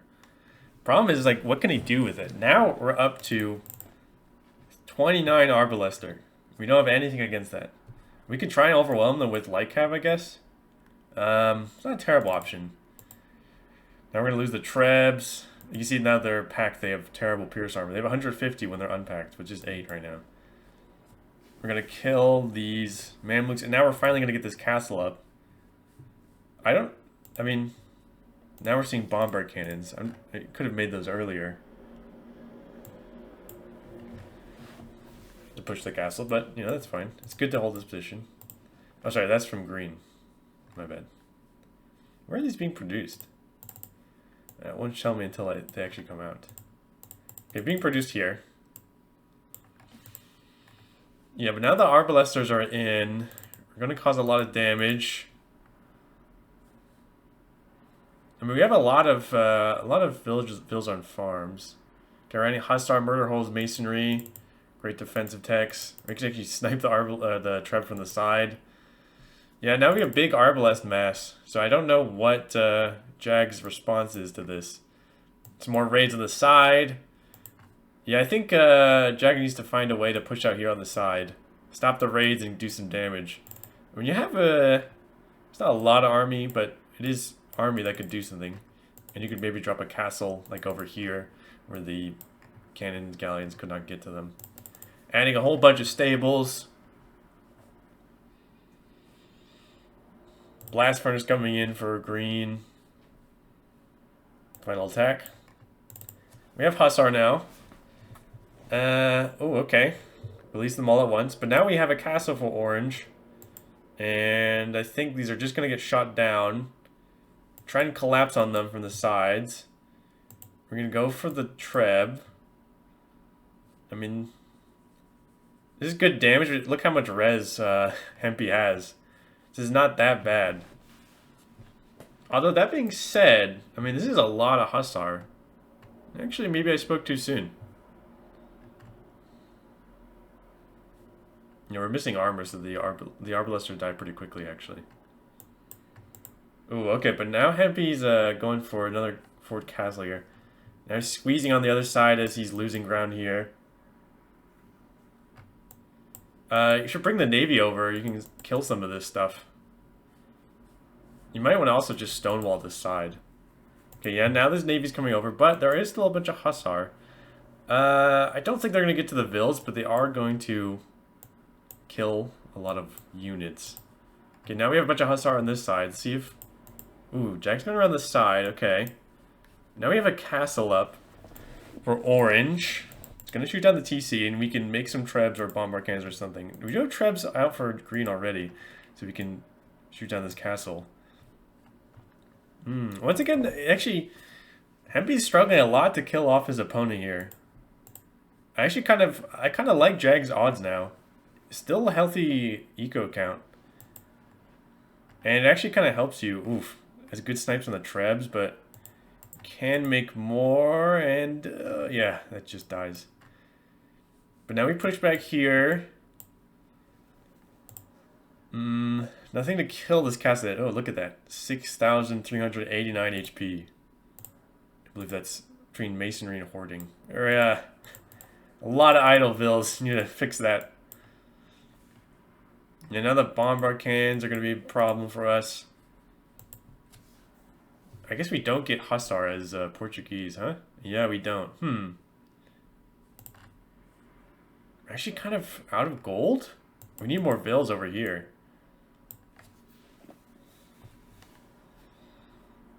This is a lot of Arbalester, but this is also a lot of Hussar.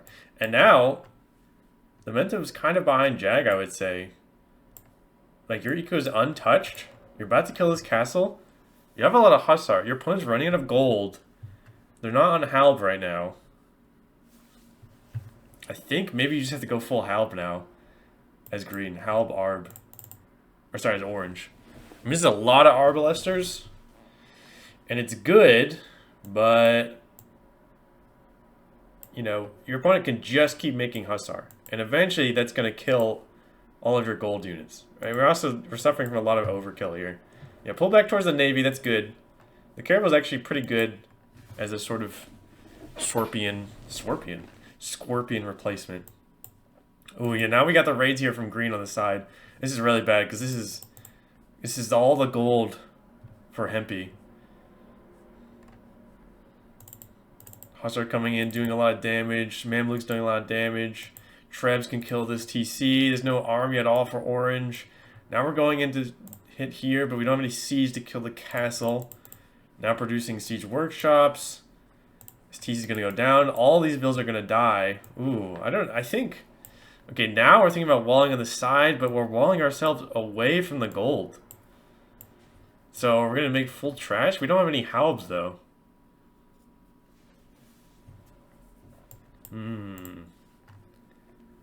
This is a big push from Jag.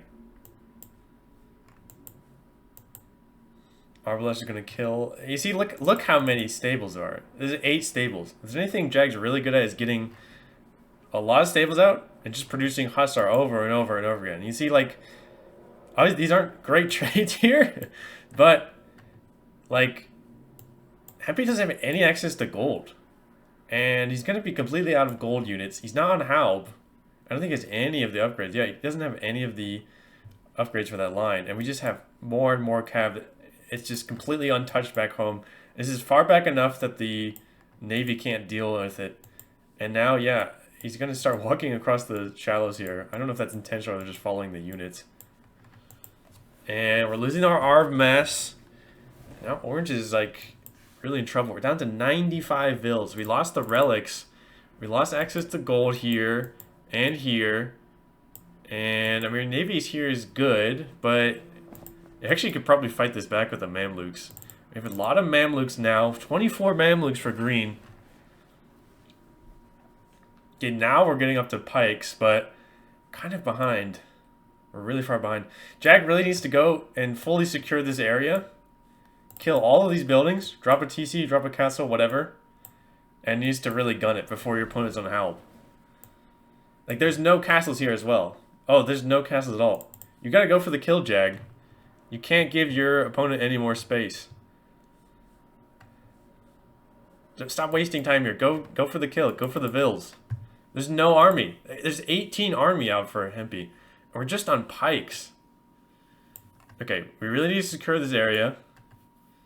So now the onus is on Jag to not throw the game away.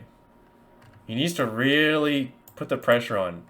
Get into the eco. We have a nice stone wall here, but that does mean that Hempy is basically closing himself off from this axis.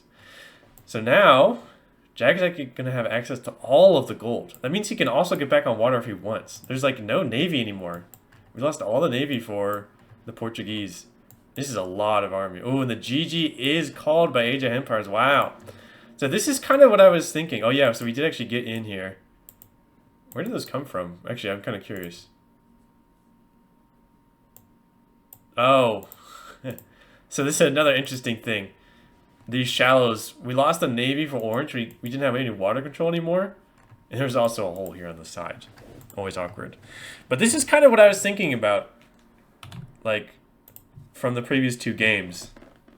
Where it kind of looked like, although Hempy, he had a lot of control through a lot of the game, he never, like, he took a really long time to truly finish off Jag. And Jag was always backed into a corner, and then he just kind of got choked out and then died. But in this case, Jag really put up a really good fight, and because Hempy never really finished him off, he got onto full Hussar. He had a really nice eco count. He got a big push off, and then, you know, the Portuguese player just folded because he didn't have any he didn't have any halbs to deal with. Didn't have anything to deal with the Hussar, right? These stables just kept producing. The eco was untouched. It's kind of a rough spot to be in. So we're heading into game number 4 here. Hello everyone. We're here in game number 4. We have in the orange with the Persians, Age of Hempires. In the green with the Hindustanis, we have JagWarrior.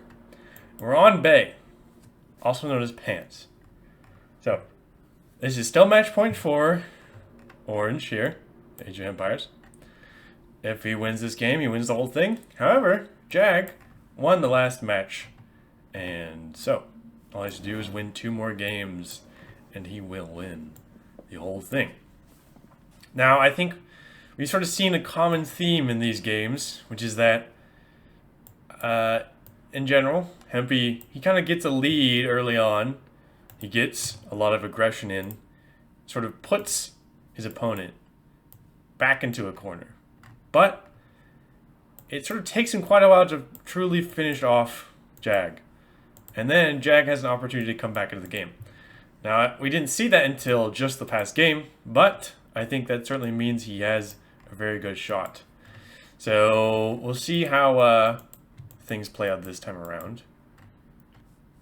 Scouts looking around for docks or things, etc. There's no deer to push in this map. Ooh, first hit for Orange.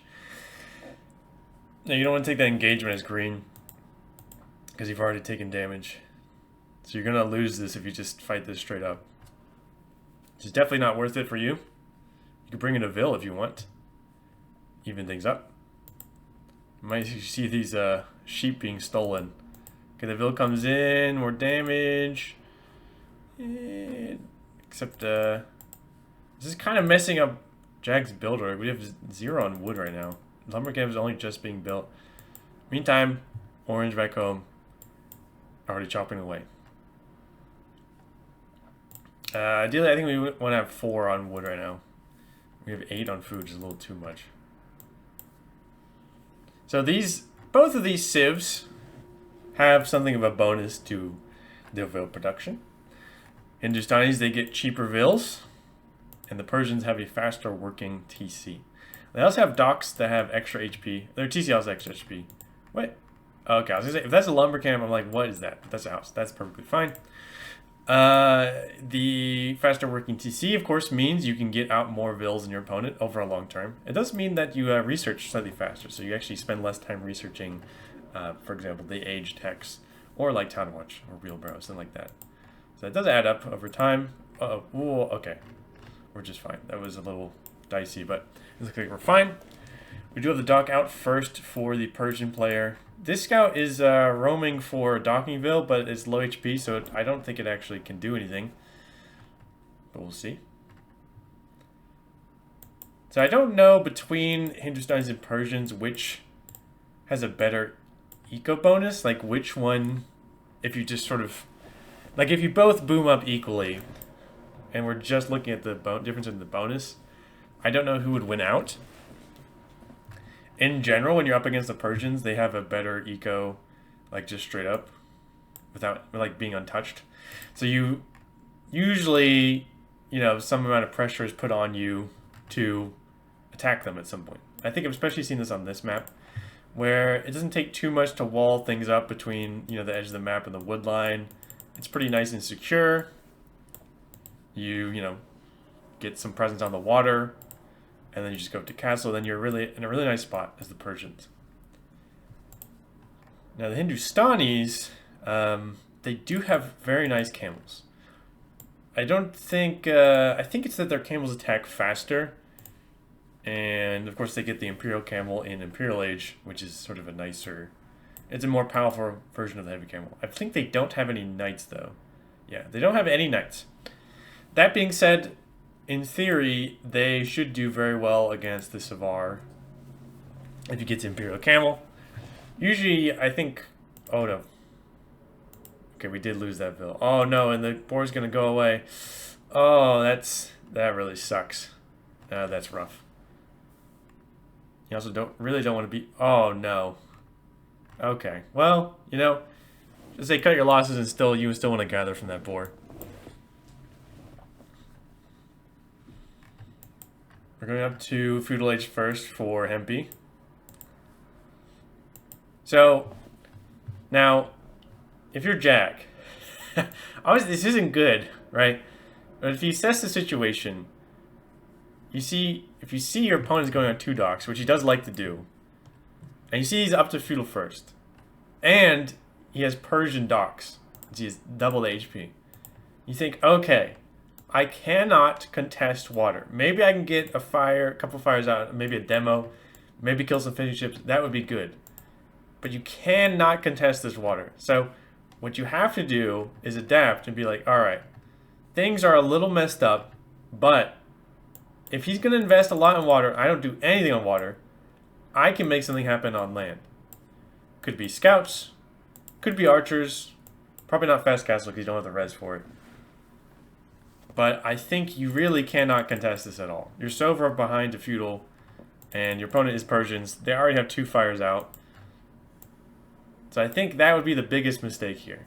Unfortunately, though, what we've seen from Jag, he doesn't really go for the early aggression a lot, especially on these particular maps. So I don't think he's going to play like that. But I guess we'll see. I don't want to count him out completely. See, because if your opponent has the fish uncontested, you need to do something about that. Like, it's a really big advantage until the fish runs out. And what you should do is think, okay, well, they're investing stuff here on water. He's already producing 2 more galleys. I don't think you even need to do that. Your opponent isn't even up to Feudal. But he's producing 4 fires. He's got 2 docks. That means I can go for land. And we do see a barracks out, which is promising. We're on gold still, though. I just hope Jag doesn't commit to water here because he really cannot you don't have any fishing ships either. So again, the only thing you'd be playing for here really is to try and kill the enemy fishing ships, which you can do with a demo. Okay, so barracks is up. Dropping some farms. Barracks is up now. Getting double bid X.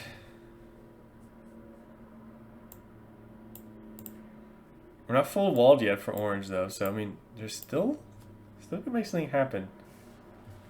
Could go for archers and scouts. Could go for just archers. Instead, we're kind of seeing nothing. I mean, I don't think this is a good spot. So if you look at the eco difference, I mean, it's 28 vills to 25. What's part of that is that Jag lost a vill to the boar. Part of that is 7 fishing ships to 0. You can't just do nothing. You can't just like sit back here and boom up though. You're just gonna be way far behind. Oh no. Mark is being dropped for making spears. Alright, well, Jag's again gonna be back into a corner here, but I think this is a really bad spot to be in though. Something also to keep in mind on this map is that your natural stone is like always kind of forward. You can see how it's kind of walled out for orange. This can always be a sore spot that can be pressured by your opponent. The 3 HP scout, keeping an eye on things as Persians. I think this is yeah, I don't think this is good. I don't think this is good for Jag. I mean, obviously the start was not ideal. Fair enough. You know, that things happen. But I think you need to adapt to that, and I think you need to go for some land pressure because you were behind on water. But now your opponent's fully walled up. They sort of, I don't know why Hempy was so pressed to get the castle. I don't think you need to waste so much res getting to castle that quickly. I mean, maybe he just wants to put a lot of pressure on his opponent, which, fair enough. But, you know, you have the water control. You haven't seen any pressure. You're fully walled. Like, there's really nothing to worry about. We're up to 5 spears for Jag, but oh, it's just not looking good. Dropping a blacksmith. Oh, we missed the second building. That's what's going on here. We're gonna be so far behind the castle age though. And now we're walling up, but yeah, our opponent's gonna be up to castle age. They have a much better eco than us right now.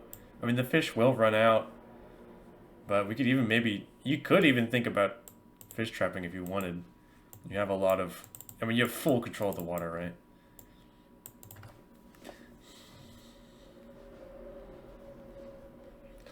But, well, I guess we'll see. Although, even when Hempy seems to have a really good control on things and a really good lead, Jag does a really good job of holding on, keeping his eco count still pretty high, and not dying. So, it's not a bad game plan for Hindustanis, I guess, here. Right? If you get to Imperial Age camels, like, what does your opponent really do? I guess they do get Halb, but you can see how, like, in the last game, Hempy was really late to tech to Halb. He was instead on a full Arbalester. And then he just sort of died to Hussar and Mamluks. And really, you'd rather go for Savar. That's kind of a... You'd much rather go for that than going for Halb as the Persians. I think he's thinking about getting on the stone, but I think he wants to drop a second TC there instead. Okay, now we have a stable and blacksmith. It's really late, though. We're going to click up pretty soon, but our opponent's already up to castle age. And I think Hempy might just think about booming up here. I'm not sure what else his game plan is. Okay, he's going to add a TC. Now we're clicking up to castle age. I think I might just 2 times speed here because I don't think there's too much I can really comment on while both players are just booming up. I mean, we have 7 spears out for Hindustani player. They don't get pikes. So it's not really... Oh, they do get pikes. What is it the Gujar? Maybe it's the Gujar that don't get pikes. They don't get Halb. But I do like scouting with them. That's nice. Okay, so we do have 2 knights out. Let's see what happens. Now this is enough spears you can really threaten these. Getting bloodlines in now. We're going to have the first armor. Just passing moment. I don't think they're really in vision. But yeah, we're up to 3 TCs for the Persian player. And if we keep those running, we're going to be in a really tough spot for Jag. We're behind by about 15 eco. Now, that doesn't tell the full picture because the fishing ships are going to get very inefficient. Soon they're not going to be able to do anything. But they are 2 TCs. And they're on castle, or on stone. And Hempy really does like his forward castles. You can actually just fight these. Just fight those. Okay. That's fine too. Just go for Vills. But you can honestly just kill those. Going in, gonna get his first Vill pick. Just kill the spears though. Like, this is gonna make your life easier. Alright, that's fine. Spears running around, coming back home. These knights come around the side. They're gonna kill a Vill. Yep, they kill a Vill. Adding farms for orange. That was a really big eco lead. Getting camels out now. So, as orange, you want to think about adding your own pikes or monks. I'd probably prefer monks, personally. You can get some relic, because you're going to have the map control. See what happens. I think you can actually... You might even be able to fight this camel rider. Maybe I'm wrong. No, there's 2 of them. I guess there's no point. Better to chase down the Vills, I guess. Okay, now we're coming for a forward castle, but there's actually no army. Okay, well, okay, I shouldn't say that. There is an army that kind of keeps an eye on things. Now, we can deny this stone completely, which can be a good option, I think. I mean, the Gulam are not, like, a big threat right now, but just having a castle is good to have, of course. Making our own camels, which I guess is fine. They are worse than the Hindustani camels, but if we have more of them, it doesn't really matter. It was nice to go for the Wallingville. Yeah, orange wants to drop a castle, but he's thinking about the best spot. I think this is good. I mean, you actually don't even care about these. You can just fight them with the Vills. Like, these don't even matter at all. But the camels are going 4. We don't have any military. So, it's like no army for orange to defend this. But I still think it goes up. I mean, I think it does go up. It's a little wasteful. It's a little brash. I mean, I don't think you need to go for this. Like, just bring a bunch of army. It's loading a lot of wood now. You should drop some farms. You don't need to be super aggressive here because you had a big lead. You had the fishing ships when your opponent had none. You got the castle first. You have 3 TCs. They have none. Your Persian TCs. This is kind of a little wasteful. This is kind of how you give your opponent back the game. Okay, let's drop some more farms though, at least. I honestly think maybe drop some fishing traps.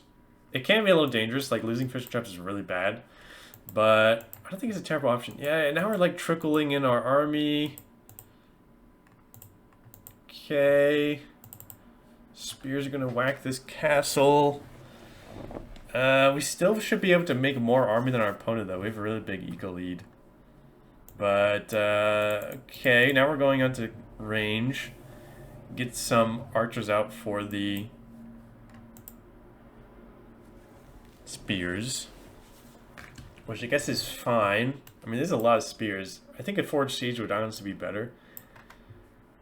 But really, what I want to see is more farms. 10 minutes of idle time. This is another way you let your opponent into the game, is you don't fully boom up. Okay, we're bringing in more Vills, but again, okay, great. Siege Workshop, excellent. Excellent, excellent. Even getting the army on these spears, which is funny. Because long term, this is terrible. A Scorpion, or, 2 Scorpions, making out whatever would do the job.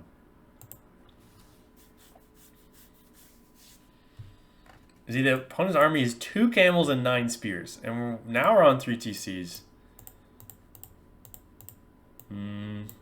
So here's still like where Jag could come back into the game. Scorpion's gonna kill the spears. Is that your opponent is just kind of wasteful. And they just kind of let you boom back into the game. Right? Like at some point, as the Persians here, you're going to get to whatever your max Vill count you want it to be. And then your opponent's also going to get to that point. You will get to it first. But if they get to that point, like, then they can do whatever they want, right? they're not as troubled by your army. They can make the camels they want. They can make hand cannoneer if you go for full halb, etc. But we did get the castle up. We did get enough stone to make our own castle for Jag, though. So this isn't too disastrous. I really struggled to say that. Too disastrous for Jag. Driving some more stables. We're not even producing out of this one, so it's kind of unfortunate. Dropping a defensive castle. Okay. Missing some upgrades. Actually, really nice upgrades, though. We have no attack for Hempy at all. And now I think what you want to do, just continue your boom. Get some outposts out. Get some idea of the area. Make sure you squeeze your opponent in the corner. And just get up to Imp. And then you can push everything that Jag has. If your opponent's full camels, you can just think about going Halb. Here you could still go Knights, to be honest, just for the raiding potential. But either way, I mean, look, this is a really big eco lead still. Keep these TCs producing. We're up to 14 minutes idle time. I would second cast. Hempy just cannot help himself. He's just addicted to castle dropping. Instead of, like, developing an eco. And you see now, actually, your opponent's up to Imp first, which should not be the case here. But it's okay. These bills going around, like... I mean, this is fine. This is fine. I mean, it's good to have 2 castles versus 1 in a Treb war, but we're not up to Imp. I hope we're thinking about Imp pretty soon, though. But again, this is just kind of wasteful. We're just kind of losing vills here. We're losing army. And, like, for what purpose? We have an inferior camel. Excuse me. Castle's good to put pressure on this TC, but it's not even going to go up. And we could just wait until Imp and get a Treb out, and then with army push this down. This is kind of like a reckless play that, again, gives our opponent an opportunity. Like, we don't need to be this aggressive when we have a big eco lead, right? Because we can just sit tight, make more army than they can, and then when they lose army, it's a lot harder for them to replace than it is for us. But instead, we're kind of taking really bad trades, and we're just kind of losing a lot more than we should be. So this is like 16 eco kills for Jag. I'm pretty sure that's all vills here. We're bringing more vills forward because Hempy cannot help himself. We are going to be up to Imp, though, for Jag. Pretty sure we have Bomber Cannon as, yeah. So actually, these castles are not going to be that amazing. We haven't even clicked up yet. We really need to click up to Imp. I think it's a 3-minute idle, or 3-minute research time. A little faster for Persians because they research faster. I think this is a decent engagement. We're missing a lot of upgrades too. That's also another reason we're taking terrible fights. Missing the armor, missing the attack. We do have bloodlines at least. And also these are Hindustani camels, so they're better than ours. Okay, now we're clicking up, but our opponent's already an Imp. And they're building a Treb.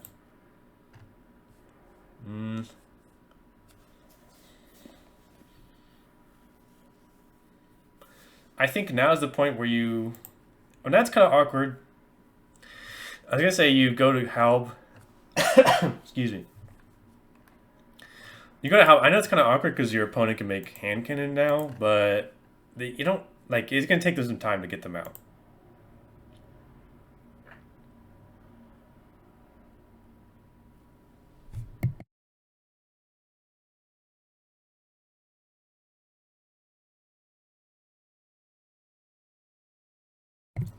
Either way, we have a Treb out.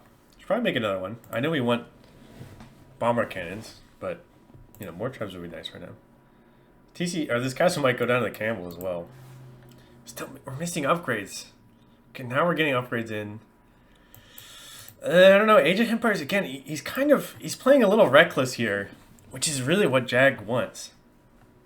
Like, he has such a big lead, and he kind of like. I wouldn't say... I think he still has the lead here, right? But he's not capitalizing on it as well as he could. Which is what Jag likes. Like, he likes to just kind of outlast your opponent, Have them make mistakes because they just take so long to kill you. And then you can come back in the late game. I think he seems to do really well in the late game. Really good at keeping when he has all of his vills working and they're safe. And just producing lots and lots of army at the very end. And then he just sort of overruns you.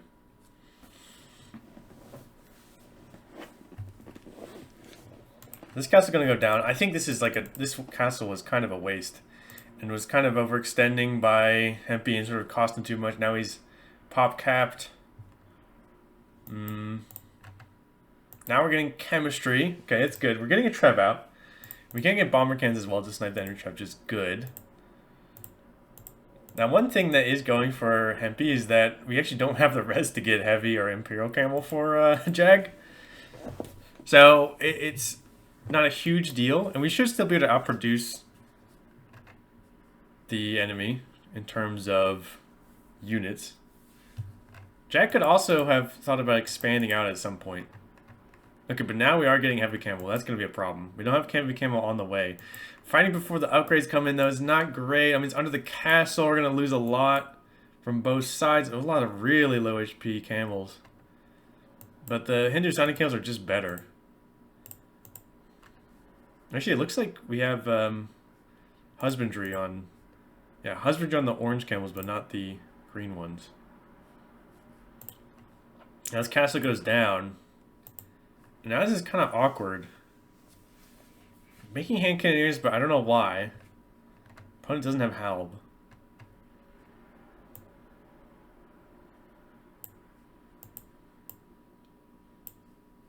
We're just kind of trickling in too much army. I think we just collect a nice massive army here. Get some siege if that's bomber cannons or trebs or whatever, and then we can push them down. I really don't know what the hand cannoneer is for. Like at all. Maybe we think instead of camels we go into hand cannoneer, but you can make halbs. I know our opponent has hand cannoneer, but they don't have them right now. And it's actually like, you see how like space is kind of a problem here, right? Like there's only so much space to add ranges. But again, we're really late to our counter unit, and now our opponent is just on a better unit. And what are we going to do? I mean, we have a hand cannoneer, which is cool, but it just dies. Producing, I really don't know what the hand cannoneer is for at all. We should really just go on Halb. Or even Knights at this point. You could even go for, like, Savar. I know it's, like, pretty dumb against heavy camel, but I would prefer that to hand cannoneers. They're at least more mobile. They at least have a chance to get some raids in. Hand cannoneer just are bad here because, like, they have a lot of damage, but the thing is... Right, like if your opponent has hand cannoneers, they have Shatagni hand cannoneers. They outrange yours. They're just better. They're really slow and immobile, so it's not like they even catch the camels. Halbs are slow as well, but at least when they catch the camels, they will destroy them. And Hempy's kind of falling apart here, to be honest. I think he doesn't really know what to go for, but I think Halb is the way. And this is kind of, again, where Hempy had a huge advantage, but it's kind of starting to slip away. You see the eco count is still far in the advantage of Persian player here. But it's starting to creep up for Jag.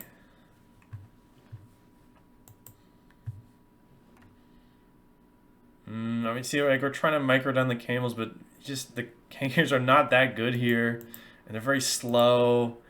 And they kind of suck here. We also don't have the armor for them, so that's also unfortunate. And then also, like, the ranges are not that good for us because we don't have Bracer. So most of our other options are not really that useful. We're making... Okay, I think this is a mistake. This coverage is a mistake. I really don't know why we're not going Halb. The only thing I can think of is that Hempy's worried about the hand cannoneers, but we haven't seen a single hand cannoneer from our opponent. So right now, we just need to answer the camels, which is Halb. And then if they go into hand cannoneers, then we can think about it. But, like, for the moment, we need to deal with what they have at hand. I mean, now we have a hand cannoneer match, which is good, because our opponent has 4 military. They do have Hussar now. They should do pretty well against the Hussar, because they have pretty high damage. This castle's going to go up. We need to pull back, get some siege out. We could raid here on the side. Hussar coming in for Jag. And now we need to actually push this position. I mean, Hempy put some good pressure here, and like around the front, but again, never got to like actually hit the eco. So he needs to push this spot. This is a good amount of hand cannon. I think we do get Hussar as Persians, do we not? Yeah, we do. Which is good for raiding, which I don't mind. I mean, if we're going to raid for Hussar, that's fine. I don't think we want to walk into the castle, though. That's not good. Okay, yeah, but now Jag is expanding to the side. So even if we push this, Jag will have this to work with, and he could raid you. And it's kind of another case where, like, Hempy's doing a good job of, like, being aggressive and getting your enemy's face, but that means all of this is so exposed. And again, if Jag got another raid, and you can see it, like, earlier with the camels, he did some good damage, but if he got in another raid, it could be really big trouble for his opponent. Okay, but this is a good raid with a light cav. Not Hussar yet. Okay, the camel are going to come in and clean this pretty easily, though.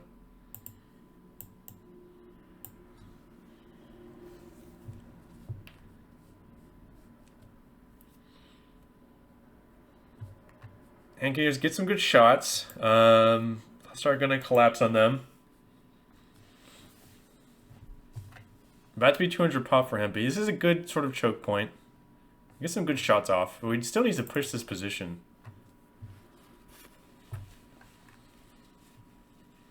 The thing is that long term, the Hindustanis should have the better comp here. If you think about it. If they have Imperial Age Camel, Chattagny Hand Cannoneers, it's kind of like, what does Hempy build, right? Like, the Halp could answer the camels. Your hand cannoneers are worse than theirs. Your skirms kind of suck without bracer. They're not horrific. They do at least get all the armors. Which, by the way, I hope we get the the archer armors for our hand cannoneers. We're getting Imperial Camel in now. No hand cannoneers. I do wonder if maybe you just go your own hand cannoneers as Jag here. I'm not sure. I barely play the Hindustanis. I don't know much about them. This is a good massive hand cannoneer, so I will say that they are quite strong at this point. Now we do have 4 trebs. This should kill the castle. I hope these guys stay on stand ground though, otherwise they're going to keep walking into the castle fire. Now we're getting the armor in. This is kind of some overkill damage. It's a little wasteful, but should be okay. I mean, the kind of attacking on all sides. I think they should be fine though. Should hold the position. Okay, this is good. You killed the castle. Now you need to keep pushing. Adding some siege workshops on the sides. Adding in the attack for your light cav, which aren't Hussar yet. Hopefully we get Hussar at some point. Kind of relying on gold. We need to expand to the sides. Hopefully get some relics. This is a really good sneaky base from Jag. Kind of looks like you're seeing some scouting from Hempy, which I like. Scouting for gold, maybe. Grab some relics that also be really good for you. Taking some damage on the trebs. I think they'll be okay. Handcannoner's getting a lot of fire in. Coming with more Hussar. See, here's the thing. I think if you just had Halbs, your life would be easier. Like, imagine if you just had a shield of Halbs, it could just mow down all of these cav units instead of like taking so much damage on our hand cannoneers.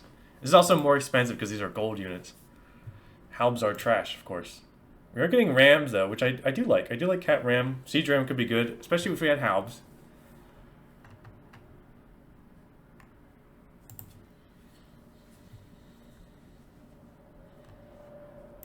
Need some damage on the eco. Eco's still in the favor of Hempy, but it's starting to dwindle for Jag now. And now he's like 12 army. His 9 Imperial Camel. Now we have a castle in your face. We have a single treb in production. We can push this castle now. Ooh, his hand cannoneer needs to not die for the opponent though. We're also still missing an armor on them. Hempy's expanded over here, but he hasn't expanded over here. I mean, I think he has, like, he's very little gold access. Yeah, he needs to scout more gold. He's seen this gold, but still pretty low on gold.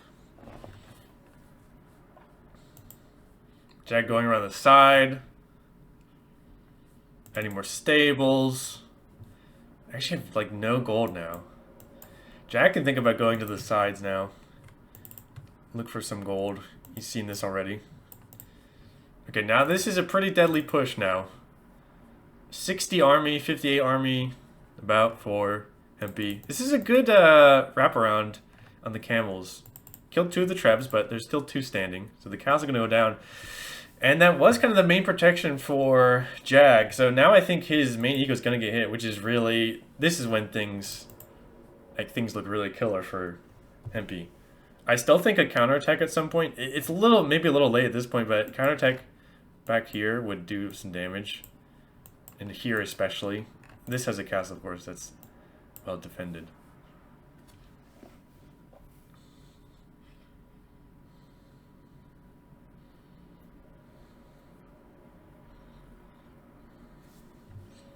And can you mowing down the enemy?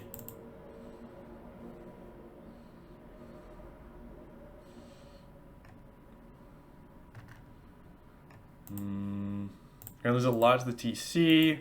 Still have a single treb. Probably want to defend that. Now with the Rams as well going in. Ooh. We're gonna kill that relic. Now we're expanding with this gold. Jag has no gold at all. Down to 77 Vils. Which is not great. It's down to 90 pop. This is not looking good for Jag. I think this might be... This push was kind of the killing blow for Hempy. It's good that Jag expanded here, but didn't get access to the gold yet. So, and yeah, now the Rams are coming in. Spamming on more Hussar, but actually we don't really have the food to replenish it. And now they're kind of running into, you know, just the enemy lines. And we're just going to get picked off. We have skirms out for the hand cannoneers. They're not fully upgraded. They're missing Bracer. I think this might be GG for Hempy, but we'll see. 7 cap Rams are going to finish things up here. Cannoneers will die to the skirms, but shouldn't be a big deal. And the GG is called. And congratulations to Age of Hempires, who is the victor of the Norseman bracket. Or what is it? I think it's the Norseman bracket in the hybrid division. I always forget. So this was kind of the game looked really bad early on for Jag. He sort of lost the Vil to the Boar, and the Boar was kind of at a bad spot. He was really far behind to Feudal. I think he didn't adapt really well enough to that. I mean, I do... It's good that he didn't produce any military from his dock. He didn't even waste anything. But I think he had an opening there where you sort of need to put pressure on your opponent. That being said, he did do what he has done very well, which is when Hempy had a lead, a really big lead, he kind of threw it away. Like, Jag had a really good defense. Hempy kind of lost a lot, played a little recklessly, and I think there's a lot of sort of opportunities where you saw that Jag had a really good shot of taking things back, especially when he was able to get damage in. I think he still needs to try and get more counterattacks, more raids in earlier, because Hempy really likes to put all of his army on the enemy front, which is good, but he always leaves his back home like fully vulnerable. I mean, this is like kind of hard to deal with, but I think he definitely had a shot there, and it definitely gave Age of Empires a run for his money. I think it was not an easy win, but congratulations to him again. We'll take a look at the stats here, which I always forget to do. But you see, actually, the military score is pretty even until towards the end when things sort of took a turn for the worse for Jag. At some point, Age of Empires got a really big mass of hand cannoneers, really big army that Jag just didn't have the eco to produce enough to match him. Oops. And you can see how this is like big, really big lead for the Persian player for most of the game. Like, he always was on top, really. And that would make you think he really should have just been able to kill off his opponent much earlier, but just wasn't quite able to. That being said, it had good imp timing as well for Jag. He killed those initial castles, was able to sort of give himself some more breathing room, but was never really able to hit the enemy's eco. So with the Persian working TCs, just had a really nice boom for Age of Empires. His base was never really hit. And that is all for me, folks. So thank you all for watching. I apologize for the scuffed settings and the fact that we had no sound. That's just part of the experience here. I don't know what to say. For whatever reason, I had to go to the old patch and it just didn't quite work out. I don't know. But that is all from me, folks, and I will see you all next time.